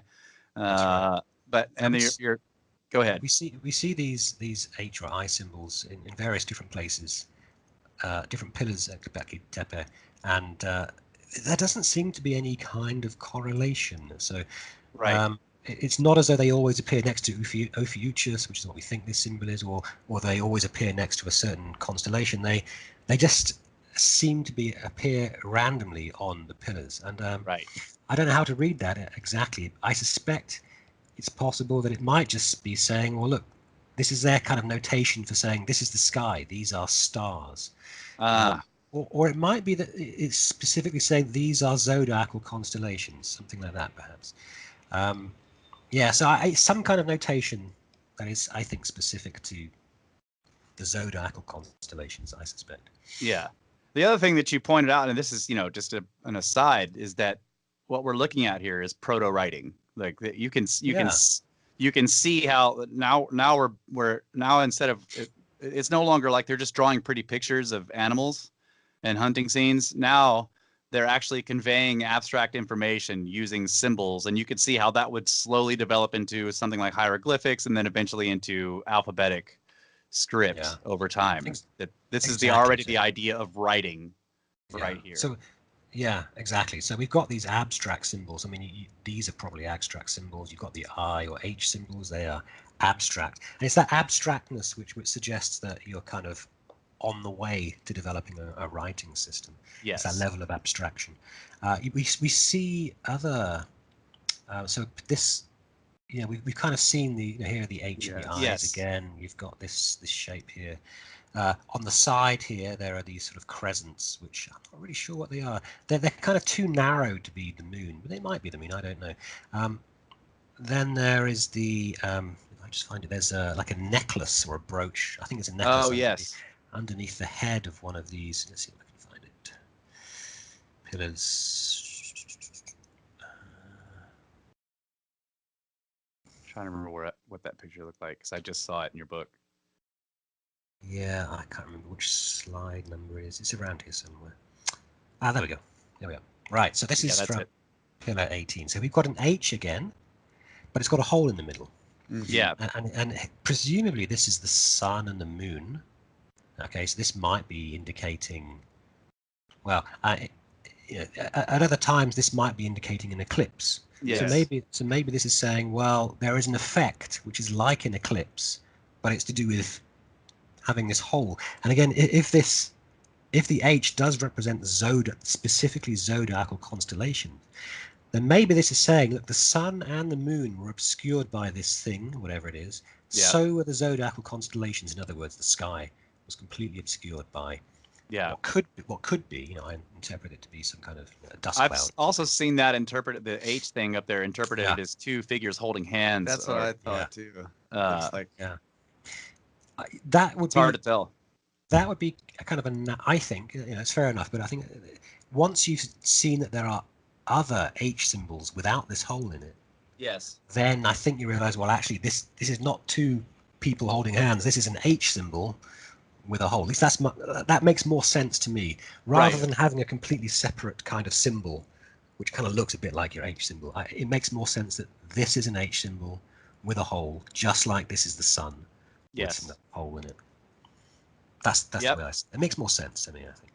Yeah, I agree with no one knows what they are, so your interpretation is I can completely see how that could be an H symbol with a hole in it. Or maybe that's showing us a more detailed image of what the H symbol is being derived from, or something like that too. I don't know. Yeah, if the H symbol represents, say, a coming together of, say, the sun and the moon, for example. Oh yeah, okay. It's kind of illustrating it there. It's like, I don't know. Yeah, I mean, there's also something. Who knows? Yeah, there's also something about Gobekli Tepe. So the large pillars that are in the middle of these enclosures, at least in a couple of them, are kind of anthropomorphized. Yeah, that's right. And there are always two of them, and they're either side by side or back to back. That's right. And there's in some ways, at least, they seem to represent people. So you've talked about them as comet or sky deities. Other people have mentioned that. Yeah. So they've got arms and stuff. That's so right. So I remember looking at that front sort of H thing, and maybe that's also showing these two. Why are there two pillars that are two guys standing in the center of everything? And so maybe that's showing them again, those two guys. Yeah, it could be. You're right. Yeah, don't know. Yeah. Yeah, I mean, the fact that there are two pillars, I think, is another interesting thing. Not in every enclosure, even the ones that aren't circular. So there are some newer in square enclosures, and they also have the pair of the two pillars at the center. So the fact that you've got two pillars seems to be significant, and these are, as you say, they're anthropomorphized. So that suggests that this probably is some kind of being or deity. This was perhaps a representation of their god, some kind of astronomical god. It kind of makes sense to think this could be a comet, perhaps some kind of symbol of a comet, perhaps. But there's always a pair of them, and I think that's really interesting. There are lots of mythological connections to pairs of deities. So the twins. The twins, that's right, the sky twins. And when we see that today, we're familiar with that concept through Gemini, the twins. Yes. Probably that constant, or that symbol of the twins, is very, very old. There's the Mesopotamian Gemini is the sort of the most modern version of that. Right. So you have the Romans had their Romulus and Remus. That's right. Yeah. You had so the Inca had their, I don't remember the names of them, but they were supposedly twins, two twin brothers, gods who arose out of the waters onto an island of the sun, were given 3 artifacts, which with they founded the ancient city of Cuzco along the, or maybe it was the Aztecs that did this. I can't remember, but it's there's the twin mythology, of the twin being deities showing up, and is very common in ancient mythology. So it carried across the years again. And you can kind of, from here, the sun and the moon sort of look like twins. They're kind of the same size. They kind of do the same thing. But if you think that this is, they're really focused, I think, at Gobekli Tepe on comets, on the Younger Dryas impact. So it kind of suggests to me that we're perhaps looking at a pair of comet fragments. Maybe it's just an idea. Maybe there were these. They started off with maybe one large comet, and then perhaps the first thing that happened was it split into 2. Yes. And then there were further fragmentations, and maybe maybe this twin myth goes all the way back to this initial splitting of this giant comet. Right. Perhaps. Yeah, that's fascinating. So have you, maybe you get into this in the book, I haven't gotten there yet, but have you looked at these similarities between the sort of the arms and the hands and the right over the belt buckle sort of type of thing with the moai on Easter Island, how they're very similar poses? Have you looked at that at all? I haven't really. I mean, I know what you're talking about. Okay, yeah. I do say. I mean, I think it's a reasonable. It's a possibility. Yeah. Because this system is so old. The Paleolithic cave art that we've been talking about is absolutely ancient. It goes back 40,000 years. Yeah. And that's when we see this system. That's kind of the first time we see this system. So this mythology, which probably goes in parallel with this art, is also 40,000 years old. Right. So I see no reason why the whole, or at least many parts of the world, can't be connected in terms of their mythology. And in fact, this is the point that Michael Witzel makes in his book, The Origins of the World's Mythologies. That's kind of his idea. So he's saying that there are so many similarities between the American mythologies and Eurasian mythologies that probably they diverge from a common ancestor mythology. And so there's no reason in my mind why you have to think that the moai on Easter Island are completely different to these ones at Gobekli Tepe. Right. In other words, that they could be related. Yes, that they're related in the sense of the symbology in some way. Yeah, that's right. I mean, obviously, I'm not suggesting the same people built them. Obviously, what I'm saying is like there's the pose is so close. The arms going down the sides and the hands sort of wrapping around the front of the belly, like they do on here, and they have these sort of long. I don't know. Maybe it's just like you said in the beginning of your book. You're like we're doing eyeball symbol matching, and I haven't done my 1 to impossible, statistical analysis of this yet, but it looks close to me. I'm saying like it looks really close, and they have the same sort of H/U symbol on their belt buckles, which is really strange. Ah, do they? Well, the moai. Yes, they do. Yeah. Ah, okay. I hadn't realized that. Right. And then Yeah, and there's one. Maybe I can send you a couple of pictures at some point. I know you've got a blog where you do more research on this, so it would be cool. There's a moai that they've actually dug out of the ground, right? So it was better preserved than the rest. A lot of them are very weathered, but there's one that was buried basically up to its chin, and so they took a lot of time and they sort of excavated all the way down to its feet. Because they're about 30 meters tall mostly, so they dug 20 meters of it out of the ground, and on its back, the part that was buried has so many animal symbols that look like the birds and they look like that. The foxes and stuff, they have the same style. So maybe I'll send you some of those pictures. It's very. I haven't seen that. That'd be interesting. Yeah. Yeah. Absolutely. Yeah. I mean, obviously, the sort of standard archaeological explanation for the moai is that they are, maybe a 1,000 years or more, a few more than 2,000 years old. They correspond to the latest sort of civilization on that island. Now, that's the standard view, but and I think part of the reason that is the standard view is that it's generally thought that nobody could have reached those islands before that time. Yes. This must be the first time. So there's no a priori reason for suspecting they are.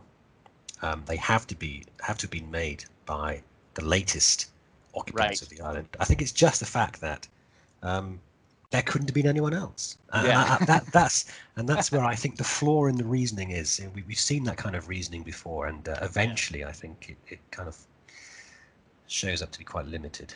Yeah, I suspect there could be the same thing going on here.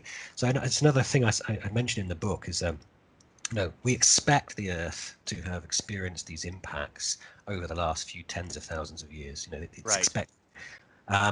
Most of those, well, a large fraction of those impacts will have fallen into the Pacific. Right. So the Pacific, because when you have, if an impact reaches the surface of the ocean, then you'll get a mega tsunami which spreads out across the ocean and will probably reach the continental coastlines on either side of the Pacific.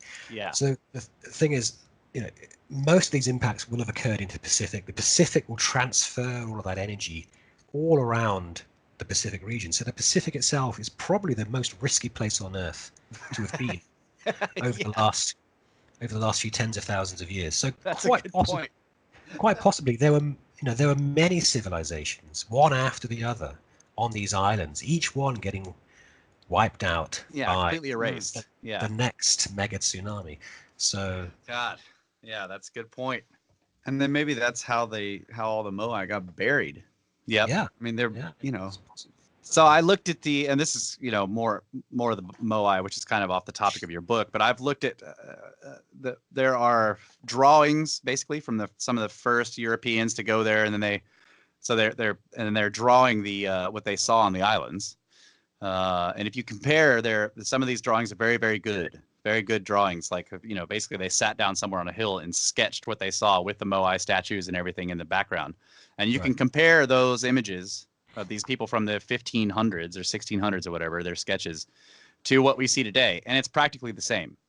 I mean, it looks exactly the same. There's very little change in the tilt of the heads, the amount that they're buried or whatever. And then you look at the archaeological idea that those statues were put in place a few 100 years before that tourist showed up and drew that thing. Yeah. And there has been no change from when they drew it to now. And yet, so we're expected that those heads were buried all the way up to their chins in a couple of 100 years after their erection. It just doesn't make any sense. It seems like they're much older. I mean, I haven't looked at any detail at the question. Sorry, I probably shouldn't even be talking about it.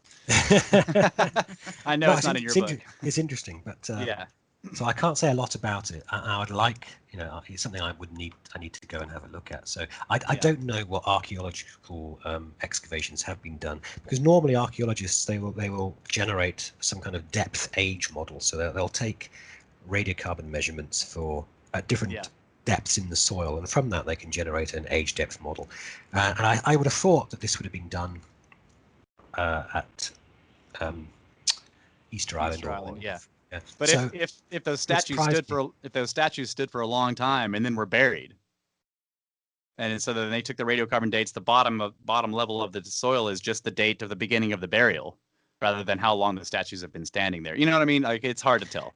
So yeah, I mean, I think they So it's a complicating factor, certainly, when you have a sudden surge of Yeah. when you have disturbed ground, in other words, and you've got a mega tsunami or something depositing loads of soil, it really complicates. It makes it much more difficult, I think, to work out these ages. But still, it's something that I think, if there was, they should be able to tell the difference between sort of naturally wind-blown soil and Catastrophically debris deposited. Yeah. So I'm surprised at that. I would have thought that kind of study would have been done, and if it had thrown up any surprises, this is what worries me anyway. If it had thrown up any surprises, we would have heard about it by now. Okay. On the other hand, maybe it hasn't been done. I don't know. So it's something would need to look into. Yeah. Yeah, you're right. Yeah, you raised some good points there. I'm just an armchair theorist here, so I see what I look at. I'm like, that doesn't look right. And I don't think so. I mean, the thing is, no, you're absolutely right. That is the sort of the first point. That's the sort of scientific hypothesis. You think, that's not right. I must go and check that. And it's then that you need to go and read the sort of all the material, the scientific evidence. But that kind of questioning is absolutely vital and valid. Well, cool. Thank you. At least I got the first step right. Yeah. Step one, correct. Step one is correct. It's how science works. That's what starts off this process of inquiry. You've got to ask the question. Yes. Absolutely. All right, man. This has been fantastic. Is there anything else you want to go through? I'll sit here and listen to you talk for another 4 hours. So. I just recommend that people should go to my blog because the book has got loads of stuff in it. But I've discovered so much more stuff since then, which is in my blog, to do with the Picts and Celtic symbols and ancient Egypt and so on. So please have a look at that. And I think probably there is so much new material that there will probably be another book at some point. All right, so you are going to do another book, great. I think so. Yeah, there's too much to ignore. So I think it would be good to. So what's the address of your blog? Give people that, and however else anybody can find you, Twitter, whatever else you've got. Yeah, I mean, if they just Google Prehistory Decoded, they'll eventually find the blog. But the name of the blog is martinsweatman.blogspot.com. All right, fantastic. Prehistory Decoded, folks, get it. I'm going to finish it. It is a fantastic book. We'll probably be continuing to talk about the material on the show. Yeah. So thank you so much for coming on, man. We really appreciate it. Thank you for your time. That's great. Yeah, fantastic. Yeah. All right. Good night. See you. Thank you very much. Tear up. And we're back again. That was a great interview.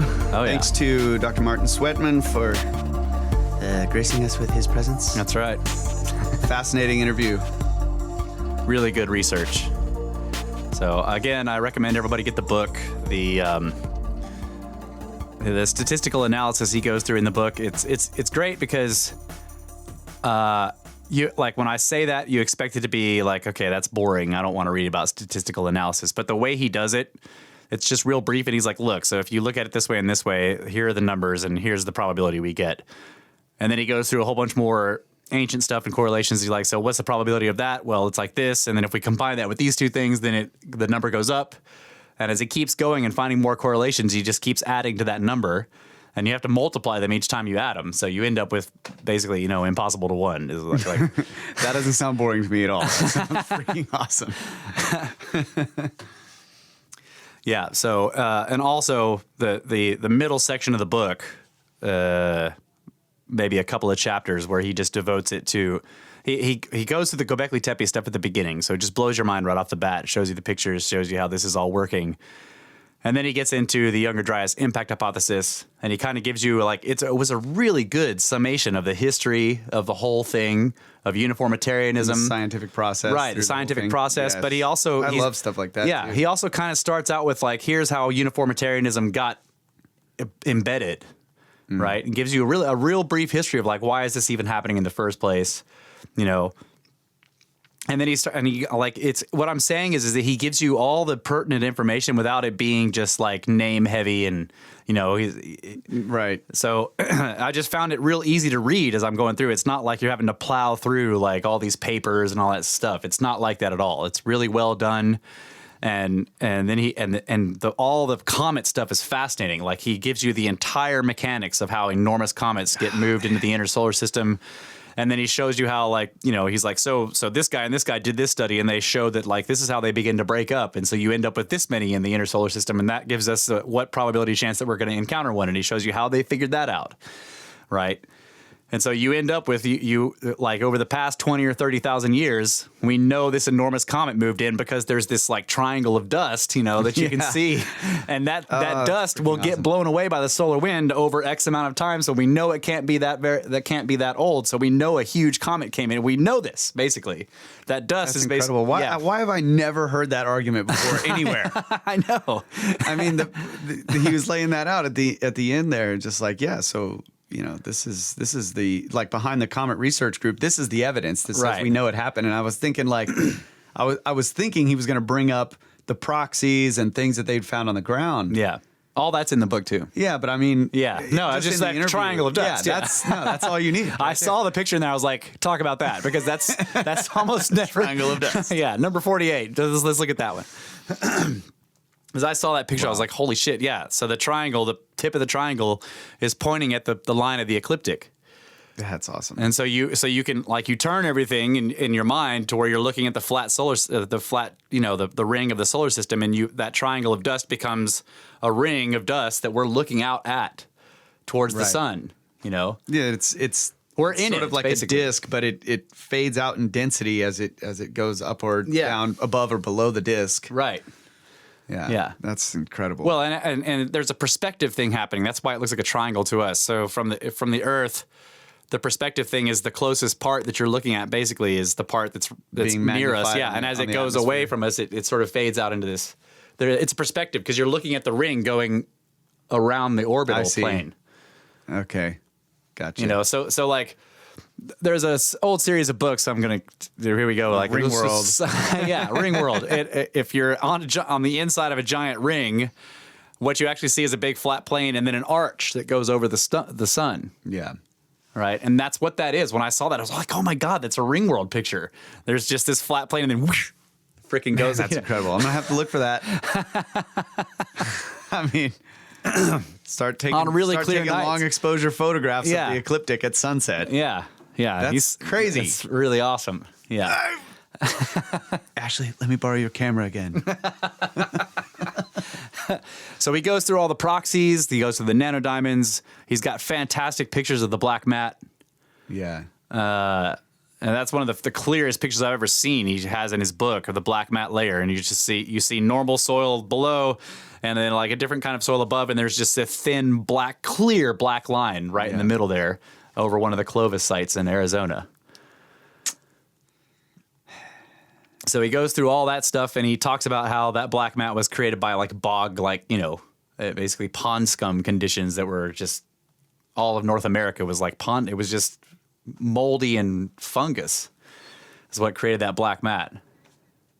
Before it got burned? No, this is after the cataclysm. So you have this, like, there's this thin layer, and it's basically all this because of the meltdown is just right. Cold bog conditions is what. Wow. Everything covered in a thin layer of scummy water that like a certain kind of fungus can grow in because it's cold, and there's just nothing else. It's just like this thin layer of black scum. Wow. But he goes through how the Comet Research Group got to the bottom part, because that thin layer, the black mat layer, is actually demarcated by many years. It's actually multiple layers. So they got to the very, basically going up from underneath it, and then you get a sample of the very bottom part of the layer, which would be closest to whatever changed everything to make it like that. Yeah. That's where all the iridium is and all the proxies. Man. And then he talks about how they correlated it with like ice cores, and he's also got great graphs of like and he describes these, I can't remember what they're called, something, there's some complicated name, two scientists' names. It's this something effect that they're looking at in climate based on Greenland and Antarctica ice cores. By the way, the Antarctic ice cores is 3 kilometers long. I didn't know that.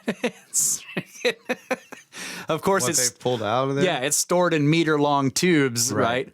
But it's 3 kilometers in length. Wow. The Greenland one is not nearly that long, but the Greenland one encompasses roughly 800,000 years, but the Antarctica one is millions. So they say, yeah. Yeah. So he talks about how they were able to. So here's this black mat layer. Here's the radiocarbon dating. Here are the proxies, and then they're able to go and look at the ice core data and look for that same. They're like, what is in the ice core at that same date? That same time. Bam. Bottom Proxies. Yeah. Right. Wow. And he talked about how even all the way over in the Middle East, in certain lakes, they were pulling up lake bottom sediment cores. You know what is those varves? Pulling those up and finding the same proxies all the way over there. So then he shows you graphs of the Younger Dryas boundary field. Yeah, but they didn't find it in dendrocores, man.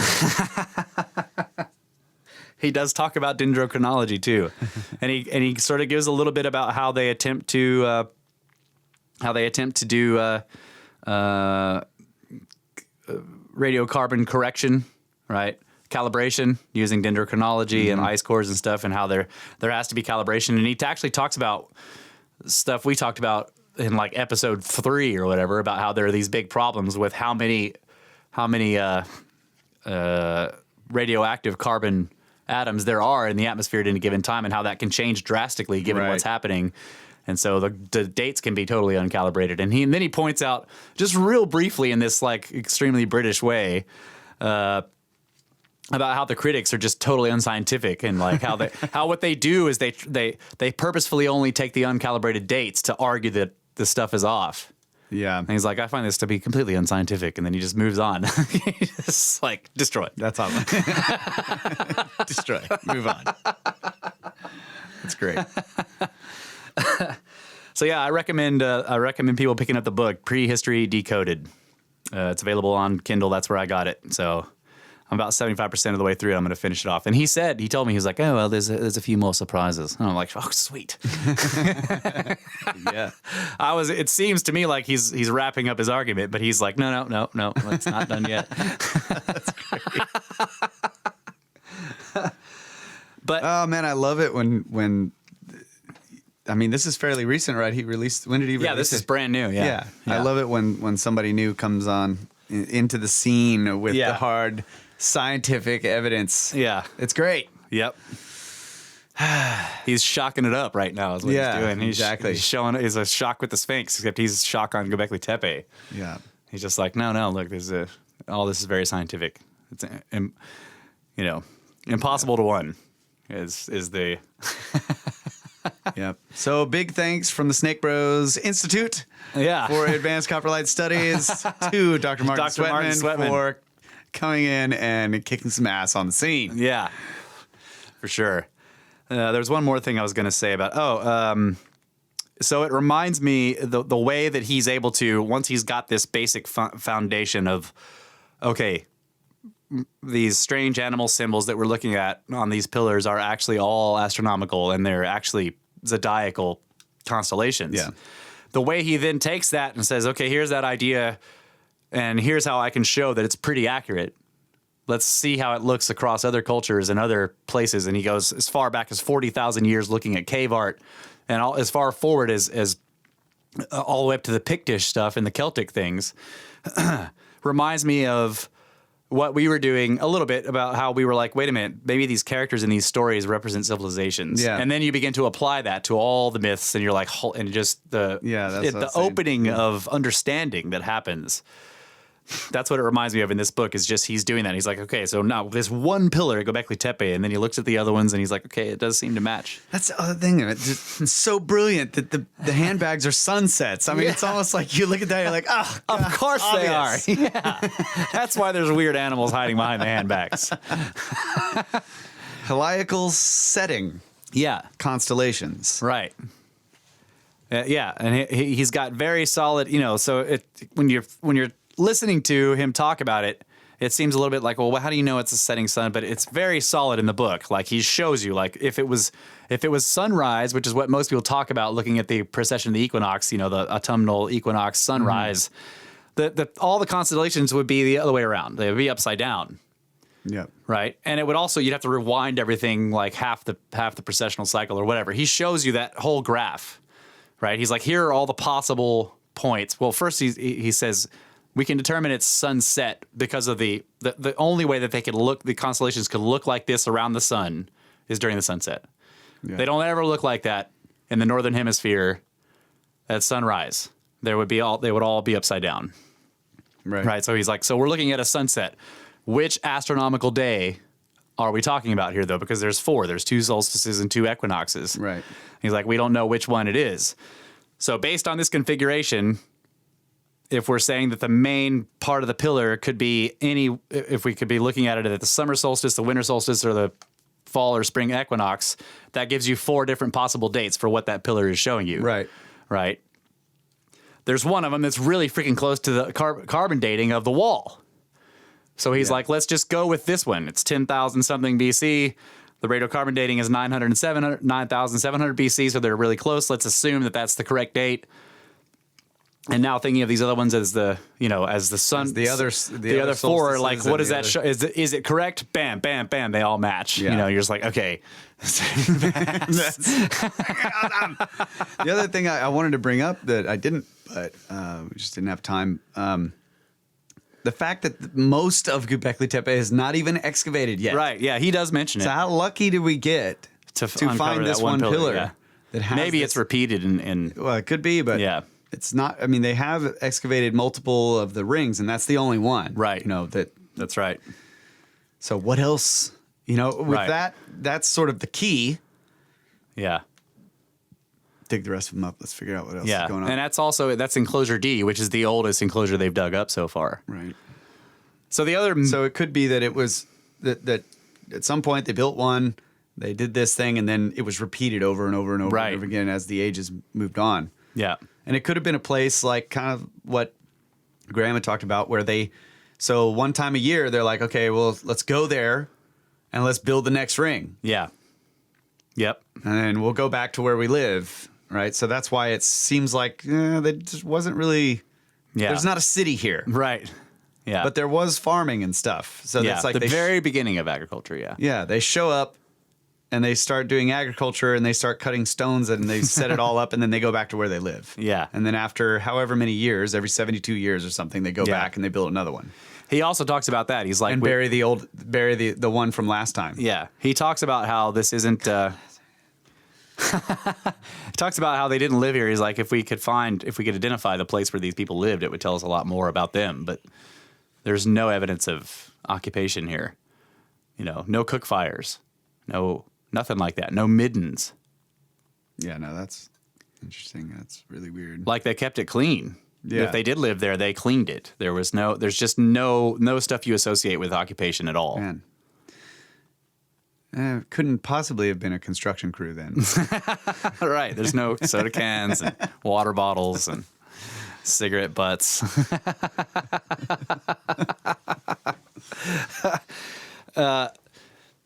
Let's see. There's a couple of the things I wanted to mention. So I didn't get to ask him this. Maybe I can do this the next time.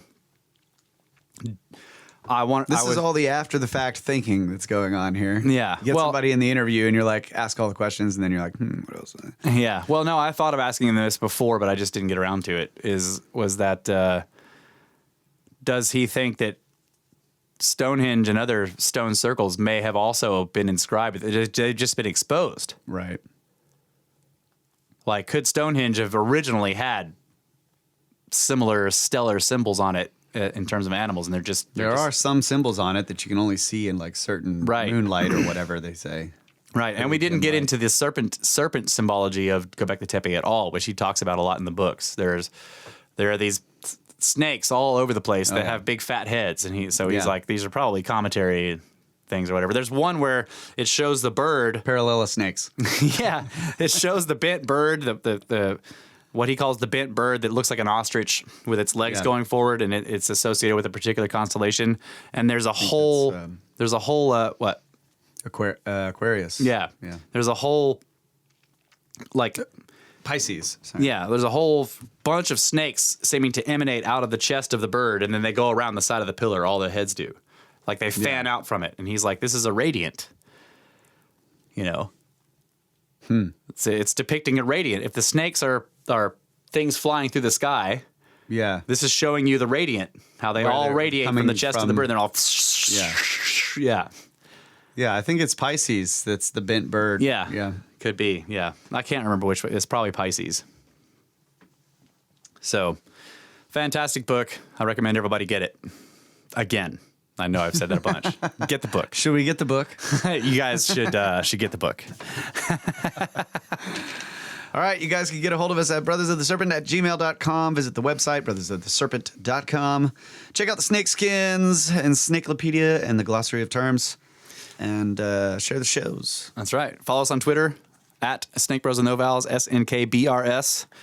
Don't forget to donate to the Pyramid Scheme if you can. Thank you to everybody who has donated. Yes. When you do donate, you can leave comments and we will read them on the show.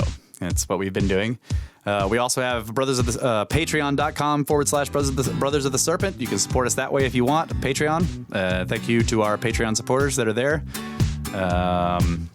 The Patreon stuff is in its infancy, so that will grow and change, and I'll come up with weird things we can do for the Patreon supporters. Like, we'll say your name on the show, whatever it is, whatever your weird alias is in there. Special Snake Bro emails, redirects. Yeah, or there's email one. That's one. Forwarding. Yep. Also, give us reviews. Thank you so much for all the reviews you guys have been giving us. It's really helping. We're climbing in the ranks of iTunes ranking podcasts, so that's great. Yeah, thanks so much for all that. Yep. And we read the reviews on the shows as you heard at the beginning of this one. So anytime you leave a review, if you care to leave notes, how you found the show, what you like about it, make fun of us for mispronouncing things, I will read it on the show. Goose me. That guy, L. Johnson. Yeah. Freaking got me. And don't forget about History Shift. You can follow him on Twitter at History Shift. He makes all of our YouTube videos. He has a YouTube channel, so you can find him there on YouTube, History Shift channel, and you can find us on YouTube, Brothers of the Serpent YouTube channel, thanks to him. So thanks very much, History Shift. Also, Henry Hablack at H Hablack on Instagram. He has a website, hermetica.bigcartel.com. He sent us all kinds of great artwork. And he sent us an email too, and I forgot to read it. I'll do it next show. Oh, also, what? Oh, yeah. Shift. I am holding in my fingers here the note from the 1-Up box. That was actually still in the 1-Up box, secretly hidden against the side of the inside of the 1-Up box that I didn't see. So, should I read it? Yeah, read it. Serpent Brothers can't afford to send you to pyramids, so I thought I'd bring them to you. Enjoy. P.S. This is black obsidian, mined right here in Montana. Keep up the great work. Brandon at History Shift. All right. Thanks, buddy. Yeah. Yeah, see, It was We in were there. trying to he was make like, the there was joke. supposed to be a note. There was a note. I was looking for hieroglyphs on the pyramid. But there are none. The pyramid So is we couldn't unmarked. figure out where it came from or who built it. I assumed there was a dead body inside, and I set it on the... Clearly, that pyramid is a tomb. Yeah, so sorry I think we stole your joke, too. We finally figured out that they must not have been able to send us straight to pyramids, so they sent pyramids straight to us. Yeah. You wrote it in your note. Sorry for stealing your thunder. Thanks a lot, buddy. Also, I want to let everybody know we have had our second appearance on Where Did the Road Go podcast, where we are discussing with Soraya the missing 411 mystery. So, and that is going to be a multi-part series. So you can check the first one out that we just did, and we're scheduled to do another, and possibly another after that. I don't know, but we are going on the show. So look them up. Where Did the Road Go? Anywhere podcasts can be found. That's right. Pretty much anywhere podcasts can be found. Also on YouTube. So I know it's posted on YouTube. and he should have posted it in his feed at this point. So that will be a multi-part series. So check it out. Yep. Thanks a lot, everybody. Thank you guys so much. Good night. Yep. Good night, Adamu. Get back to work.